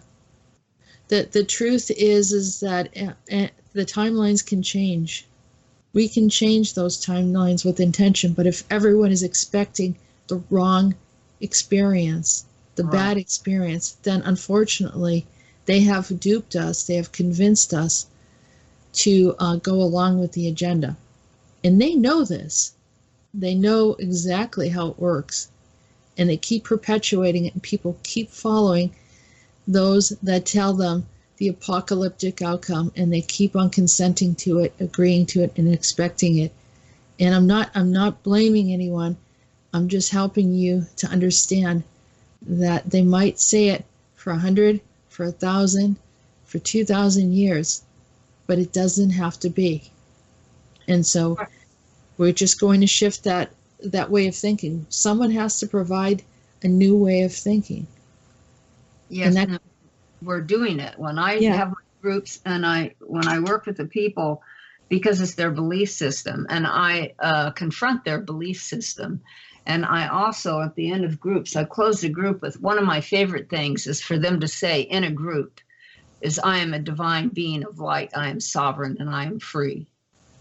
And we say that, and the energy lifts and the room changes, the light comes in, and it's really amazing. And I do that so they'll have a hands-on experience of it. So I love that, Laura. That sounds like a great note on how to end this discussion. Say that one more time. I am a divine being of light. I am sovereign and I am free. You can't say it any better than that. I appreciate you, Laura. Thank you so much for joining me tonight. Thank you, Jessica. Thank you, Rolf. And have a wonderful 2019. Yes. Happy New Year. May we all be blessed miraculously so.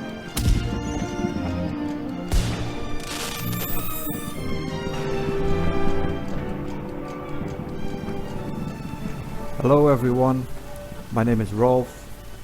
I am the technical guy behind the YouTube channel that Jessica has created in the summer of 2018, I believe it was, after she parted from Wolf Spirit. So I've been helping her creating the videos, recording the shows, and creating some of the graphics that we use in the videos. And it's been an interesting year, to say the very least. I mean, there's been a wealth of information coming through, and as Jessica and I record the shows, I try to take it all in, but some of it needs, a second listen, just of how complex some of it is. But I'm very happy that I'm able to help out in the way I am right now, to bring out the information for all of you to listen to. It's been amazing to see the support of all of you guys, and see the numbers grow. It's been a fun ride. Jessica and I talk about that. It's so much fun to see all the positive responses of all of you guys. It makes it worth doing, and stimulates both Jessica and me to keep doing what we're doing, keep moving forward. And so now it's 2019, and for me personally, all I can do is keep helping Jessica to provide keep maintaining the platform that we created, and keep bringing out the info for all of you. And I want to keep holding on to the highest potential for all of us on this planet. I mean, it's been a turbulent ride, especially the last month or so, and we're not out of the woods yet, that's for sure. So we're gonna keep going, and try to hold on to those symbols that Andronicus has given us a while back. Use those in our meditations, and keep those symbols in mind, and keep manifesting the best possible outcome for all of us. Keep working towards a free and sovereign humankind. So yeah, that's probably all I have to say for now, but I wish everybody a happy new year. Keep listening, keep supporting the channel, and I'll keep doing my part. Alright, take care everyone. I want to say thank you, Rolf. I can't express how much time and effort that you put into assisting. It would have been next to impossible. I mean, I could have possibly done this channel by myself. We had to regroup very quickly because of some decisions that were made when I left Wolf Spirit Radio. And Rolf, you made a commitment to help, and we have been able to put out many shows, and even new shows, and allow me to be creative and stay with a flow where sometimes programs and ideas and interviews would come up very spontaneously, and you've always been there. So I'm very grateful that you are here to assist, and I'm grateful for many of you that have been available for coming in and being willing to do spontaneous interviews and so forth. It's been an incredible year. So, but to you, Rolf, I just want to tell everyone, it's the many hours of production, the having a heart for the content, wanting to do whatever you could to help assist everything going forward. And I'm really looking forward to all the exciting things that are ahead of us, because nothing can be done with one person. I might be in the front, but anyone that understands how this works realizes that there's always many others in the background, and it's a choice. People want to sometimes, help in a way that is most comfortable for them. And you've, like I said, you've contributed a lot. And not only that, your ideas and even discussions regarding some of the things that have been going on have been very amazing. There's a lot of wisdom and insight in what you have to say. So, as I said, I can't say thank you enough, and I show much appreciation for your help here. Thanks for being a part of it. Thanks again, Jess. I mean, it's my pleasure to help out. Keep doing what you're doing.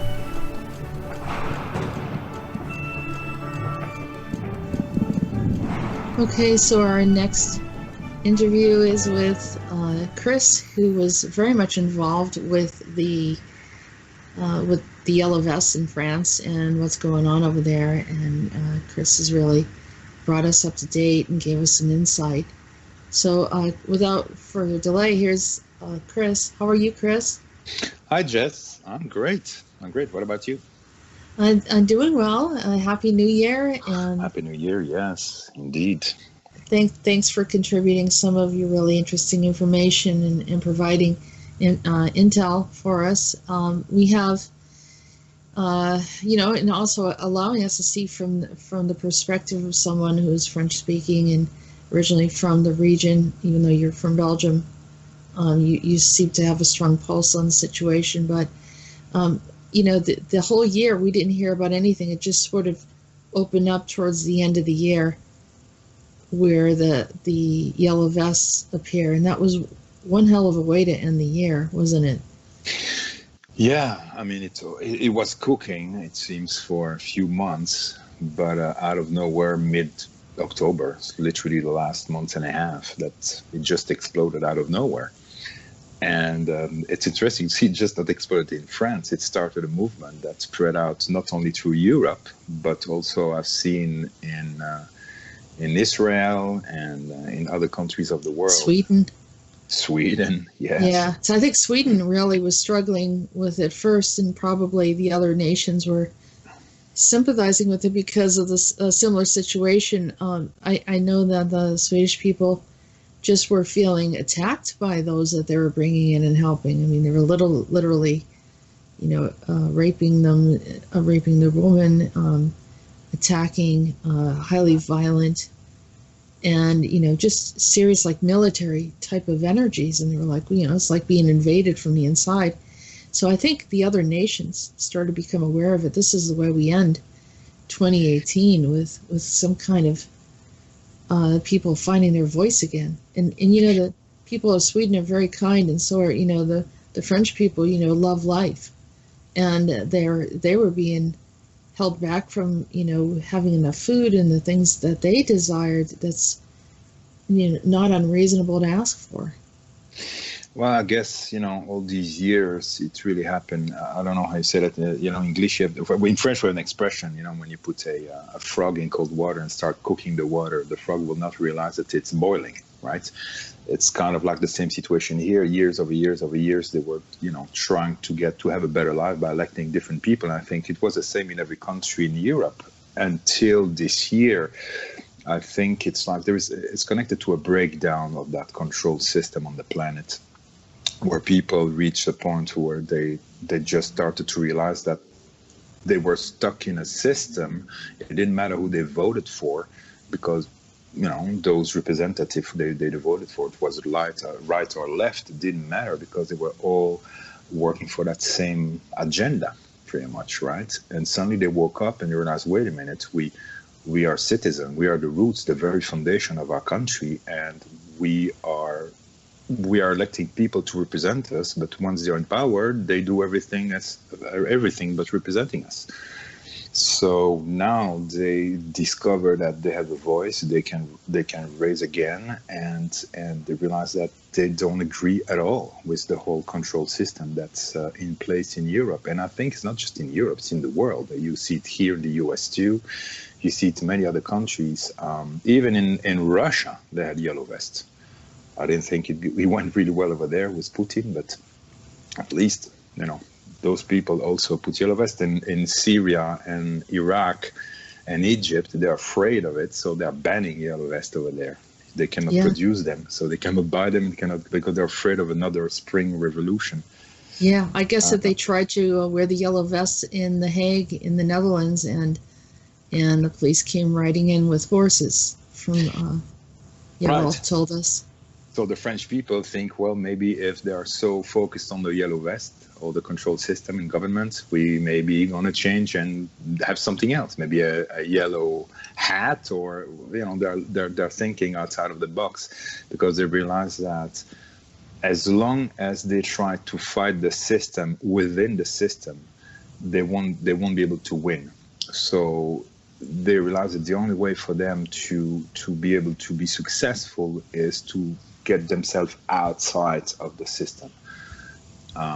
Which is, for example, they try to hijack that yellow vest movement in France by saying, hey guys, you maybe need to become, to have some representative, and then you need to go to the European community and have a political party. But that's the very point. They said, we don't want to be political. We don't want any of that. That is a system that we reject in completely as a whole. So it's interesting to see that it's a breaking down of a control system, and literally like an overlay, a construct that has been imposed on this planet, taking the sovereignty of humans away, and humans are awakening. They're waking up now, which is good. Now, I know that this last week I was checking, I couldn't see a lot going on because, of course, you have Christmas and all that. And people were not as intense when it comes to yellow vest. But it's interesting to see that obviously the control system in the EU is definitely not ready to flex or back down. Yeah, they are going a notch stronger.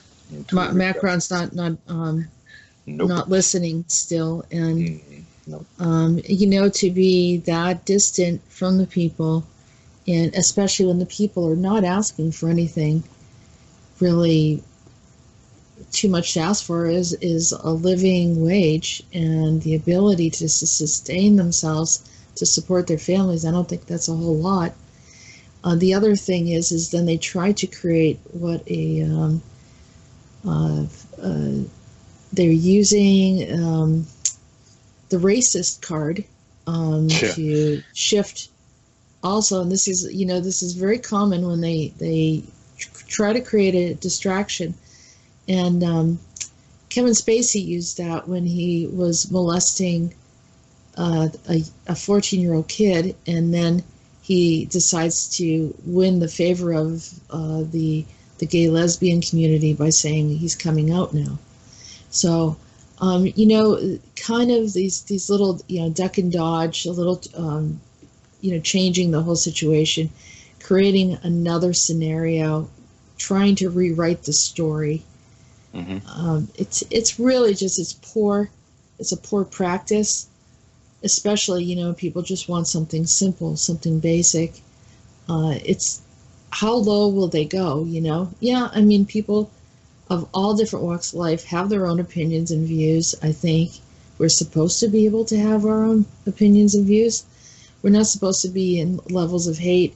There is a time and a place for people to talk about, hate crimes and all that. And I understand that. And I also understand that, people, whatever their orientation is, that's fine too. This is not the subject, and this is not the time to try to draw attention. Or the people that are into the racist topic. This is definitely not the time to draw attention to it. You've had your time, or you will have your time, but the time is for the people to just ask for food. You know what I mean? Yeah. So yeah, let's stay on topic, and I don't think as all of us, we're listening, and people want to hear about something. At one cause shouldn't always lead back to one agenda or one other, issue, right? I can see in Europe it's the same that's happening here in the US. Anything that's, I would say revolting or standing up against that system that's imposed, since 30, 40, 50, 60 years or more, suddenly they realize that they cannot let that happen. So they use the media, like in France now. They don't want the media over there are definitely not doing their job as journalists to really explain what's going on, because if they were doing so, well, it would be very clear to everyone that yes, the government definitely lied and don't have the best intention for the French people.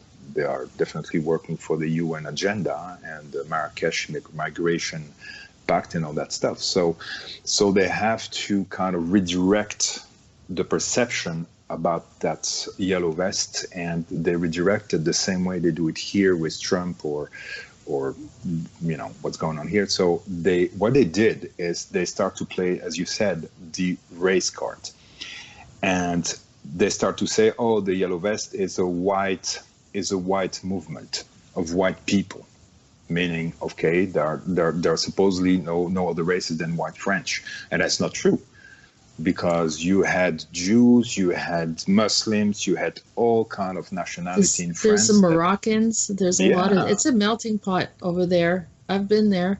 Yeah, and the yellow vests were saying, we are brothers and sisters. It's not a matter of religion. It's not a matter of faith. It's not a matter of color, of race. This is a card that the medias are playing to separate, the divide to conquer. We do not go for that, and we are as one, brothers and sisters. That's it.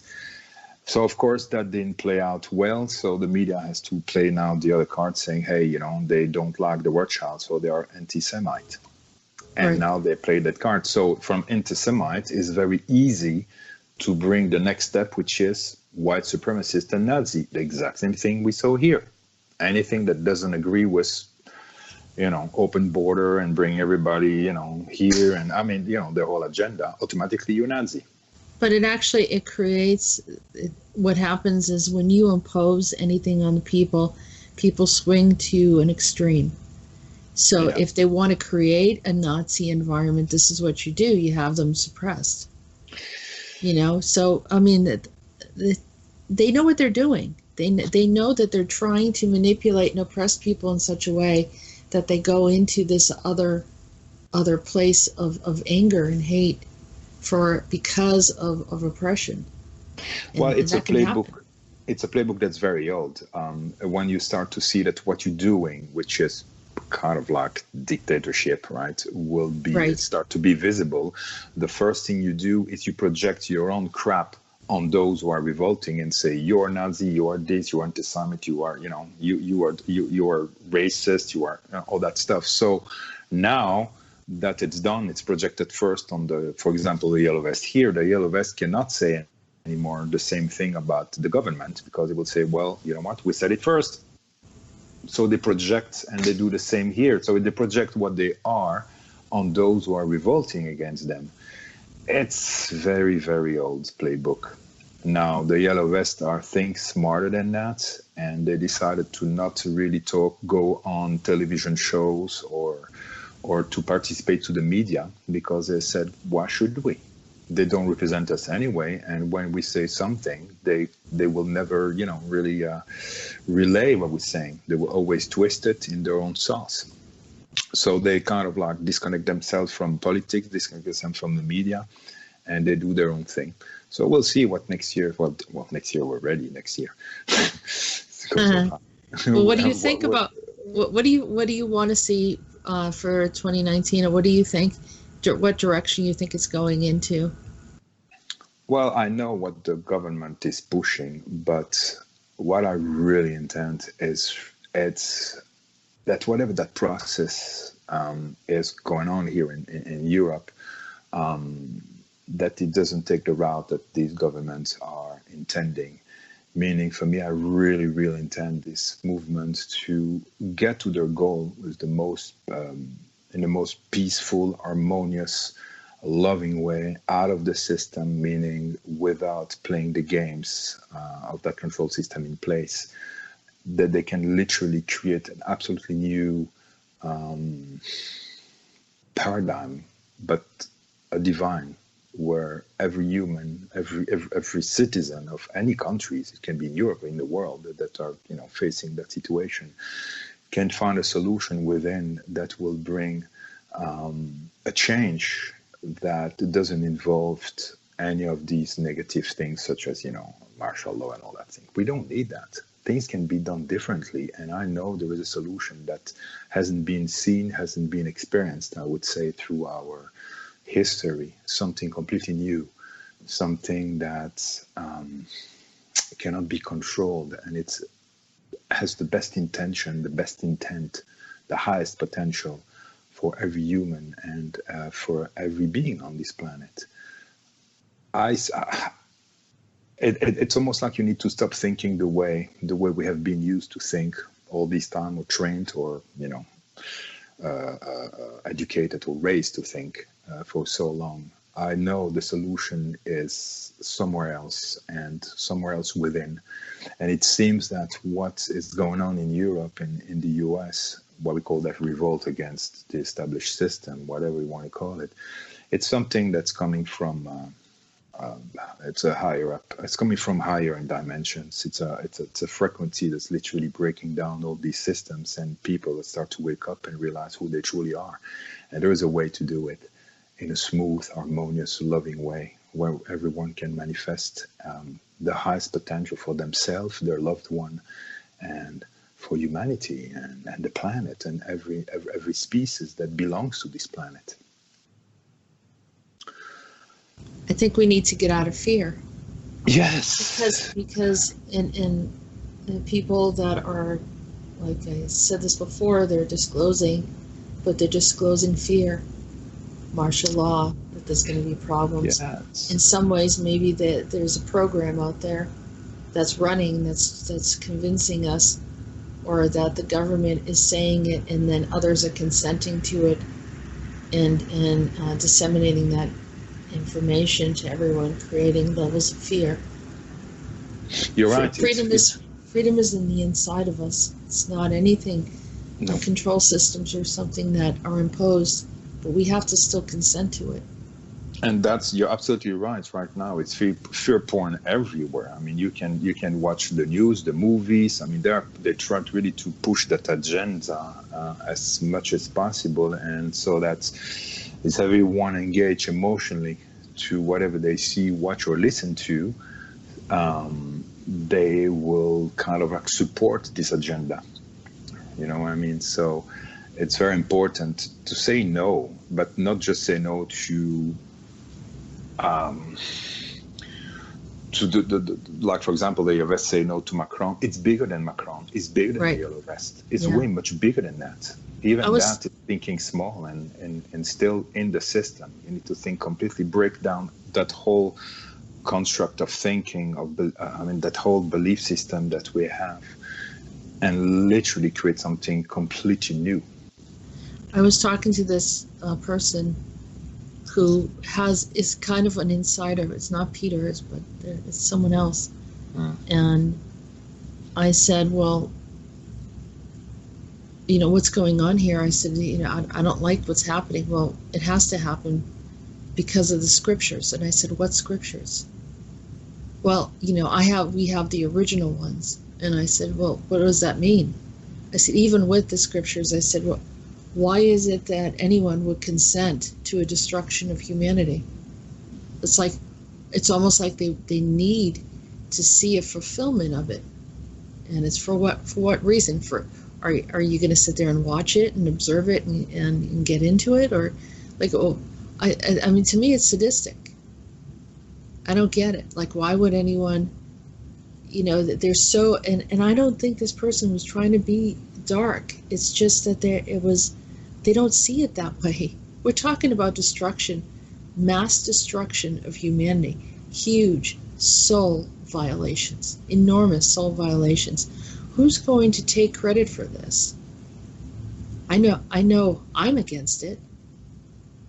I just want to know who's in on it, because any being that I talk to Shiva, I talk to Rodan, which is Odin, I talk to Andronicus, which was Zeus, he was Seth, he was all these other beings.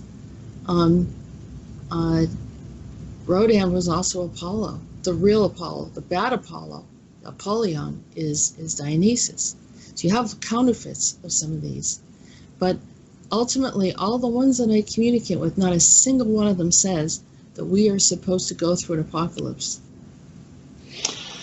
So I mean, that agenda for me, that the apocalyptic, we need to absolutely have that apocalyptic martial law, chaos, so all that stuff. I mean, for me, they know, these beings have all these agendas. They know they cannot impose it on the planet without human consent. Right? That's the divine law. And what we need to do is present all these beings to humanity and show humanity, are you worshiping these beings? Are you in alignment with them? Are you agreeing with them? This is something that Rodan said. How can I remove these beings that keep on doing bad things to you if you keep on returning back and worshiping them? I can't get you to release from them. And that was like we talked about Dagon, and I'm not convinced that the original Jesus has anything to do with any of this agenda. No, I agree. And for me, you have the control system, but there is something deeper, harder to really break down, and in the people's mind, it's the belief system. These religions are deeply, deeply anchored into the collective consciousness, and it's almost like humans have forgot that they're sovereign divine being, and they don't need any of that. They're eternally connected to divine source. They don't need anyone in between, or like a imam or a priest, or they don't need any of that. And I understand what I feel, but I might be wrong, is they know, all these different groups, that there is divine galactic laws on this planet. Humans decide for what's going to be the next step for this planet and their evolution, and they cannot impose that without humanity's consent. So they use trickery, they use all kind of different deceptions and all that stuff to trick humans into believing that this is something they need, to feel lesser, to feel smaller, to feel not, equal to these beings. So therefore, they see them as someone who can save them and help them. And it's all about, of course, that will not work if there is no fear involved. But what if it has nothing to do with any powerful being, and it's just purely the cabal? It is. Who want more land, who want more resources, and we're, what do they call us? Useless eaters. I think that's one of the cabal members called us. And everyone's saying, well, there's the bad people here. Who decides who the bad people are? So everyone that's pointing their fingers is not a single person on this planet that is morally perfect and good. And if we had to weigh the balance of everyone's soul and our intention, our thoughts and everything, you'd find that all of us are not in a position to be judging anyone. No. And I'm including myself. Let's be honest. Nobody's perfect. No. But we are striving to do the right thing with our intentions. But this is not about judgment. This is about, some other agenda. I haven't really got a clear answer as to what the real agenda is behind here, other than I have heard that, according to the Georgia Guidestones, they want to just eliminate the population. Yeah, that is the agenda of these cabal beings. But, the cabal down here, just, foot soldiers of those up there that are, controlling. Puppets of the puppet masters. Puppets, yeah. So this is just a reflection down here of what's happening up there. But they know that they needed these beings down here to be able to control and deceive and manipulate and organize pretty much. It's a control system and beliefs. They use a control system and the belief system to have human truly believing they are not good enough, not strong enough, not equal. They need, they cannot they're not connected to divine. And all that is, for me, the biggest scam in the universe. Because when I see it, and it's very hard for me to put in words what I feel right now, they need the fear. Remember, for example, Zoroaster with all these belief system created that schism, right? The good and the bad. You see that in every religion, right? Yeah, duality. The duality, if you go and confess, you can go to heaven. If you don't, you sin, you go to hell. So all religions have a fear base. That's the only way to control people. And my thing is, what the heck do you have to lose? You think that you need them because you try to save. Yes, we have a hard time to, like in France, they have a hard time to eat. But what's really at stake is much bigger than that. It's way much bigger than that. And for me, it's like, what do you have to lose? You lost everything already. For 1,000 years, you lost that.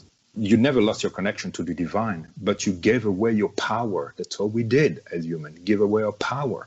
Nobody took it. We gave it away. Okay, we were tricked. That's true. There's a lot of, deception and trickery happening. But all you have to do is stand up and say, no. No, that's it. It's done. You will not use me to hurt me. You will not use our consciousness, our emotions, because we are creative beings, emotion. We can create. We are extremely powerful. But they are using our own abilities, divine abilities, to fuel their agenda so they can control humanity. And then guess what? Since humans subconsciously says yes, well, they don't feel like they're doing anything wrong, right? I'm talking about the bad guys. Right. And I'm so tired of that. For me, it's clear. It's a big no. I realize, and we were talking about that a few days ago, what do you have to lose? At this point, it's freedom or freedom. That's it. Right. I do not consent. I do not agree. It's freedom or freedom. Yeah. That's it. That's it. And there is no other alternative. Say it in French for us. C'est liberté ou liberté. C'est tout, c'est le seul choix. Le seul choix, c'est la liberté, la souveraineté. Plus de peur, plus de contraintes, plus de contrôle. Right. No more fear, no more control, no more manipulation. All this work for 5 years old, because sometimes I feel like literally they made humans believe that they are like toddlers, and these cabal beings or these dark beings up there are literally teenagers in some way. They rack tantrum, they want power, they want attention, they want this, they want that, and the only way to control humans is to make them feel like they're children.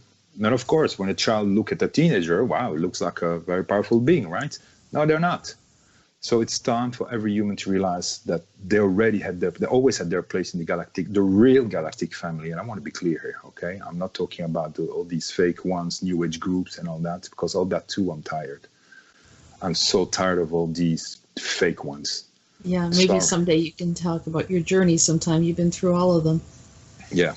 But the Statue of Liberty was created in France. Yeah. They know. We can take a look at the French. They remember. They know. They know when something's wrong. They have a lot of patience.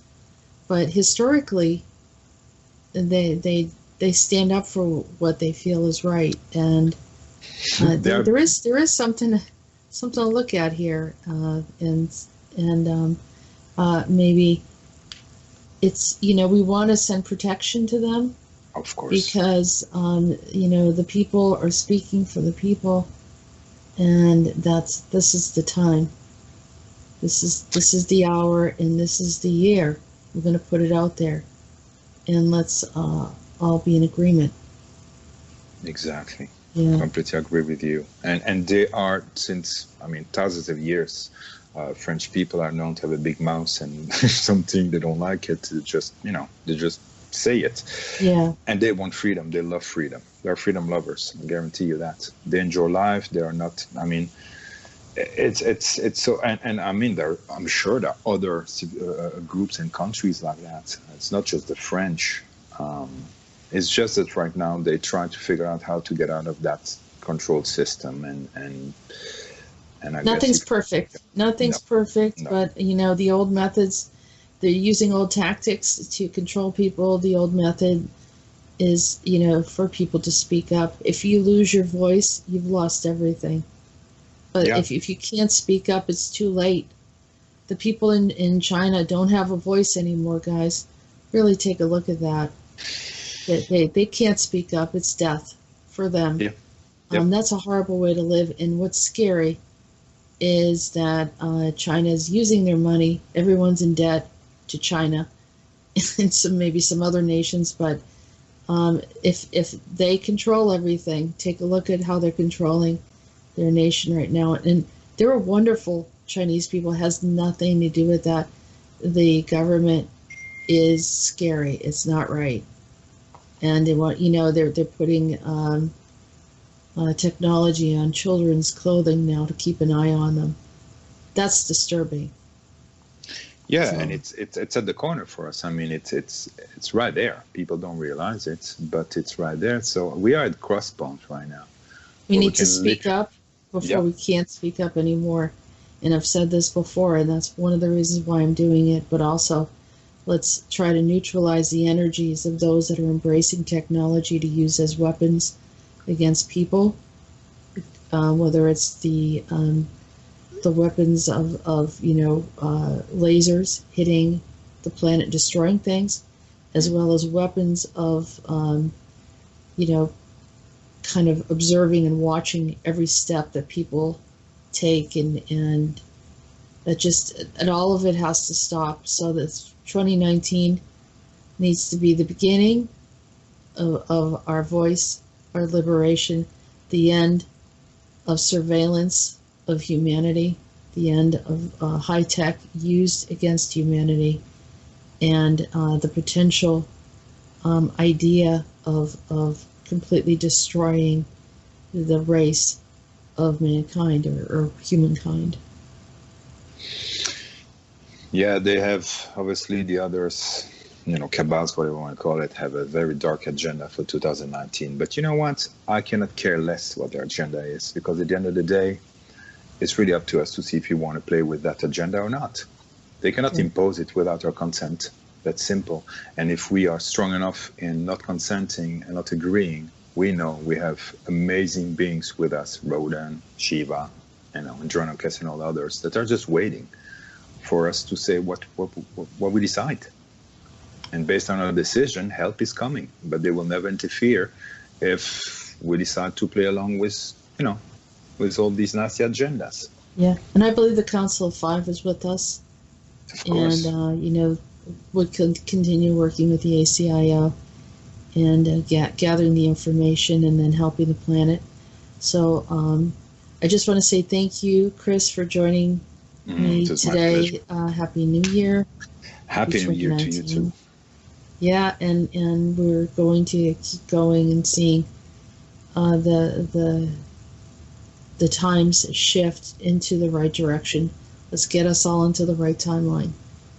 And I would like to wish to all listeners, or those who are not listening, the best and highest potential in every aspect of your life, for yourself, for your loved one, for all humanity, every race. It doesn't matter, race, religions, I don't care. We're all human, as well as for this planet. And may this year, 2019, be your transition towards the highest potential for all. Thank you so much, guys. Thank you, Chris.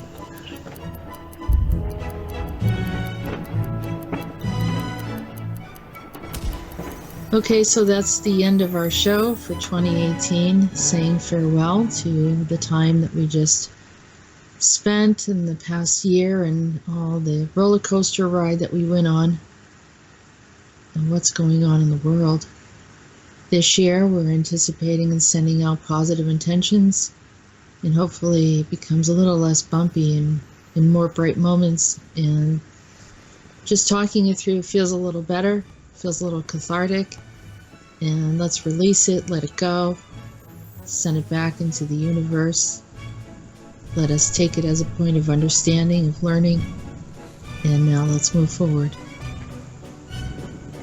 Have a great 2019. Thank you for being here. We appreciate you. We love you. We support you. And thank you for supporting us.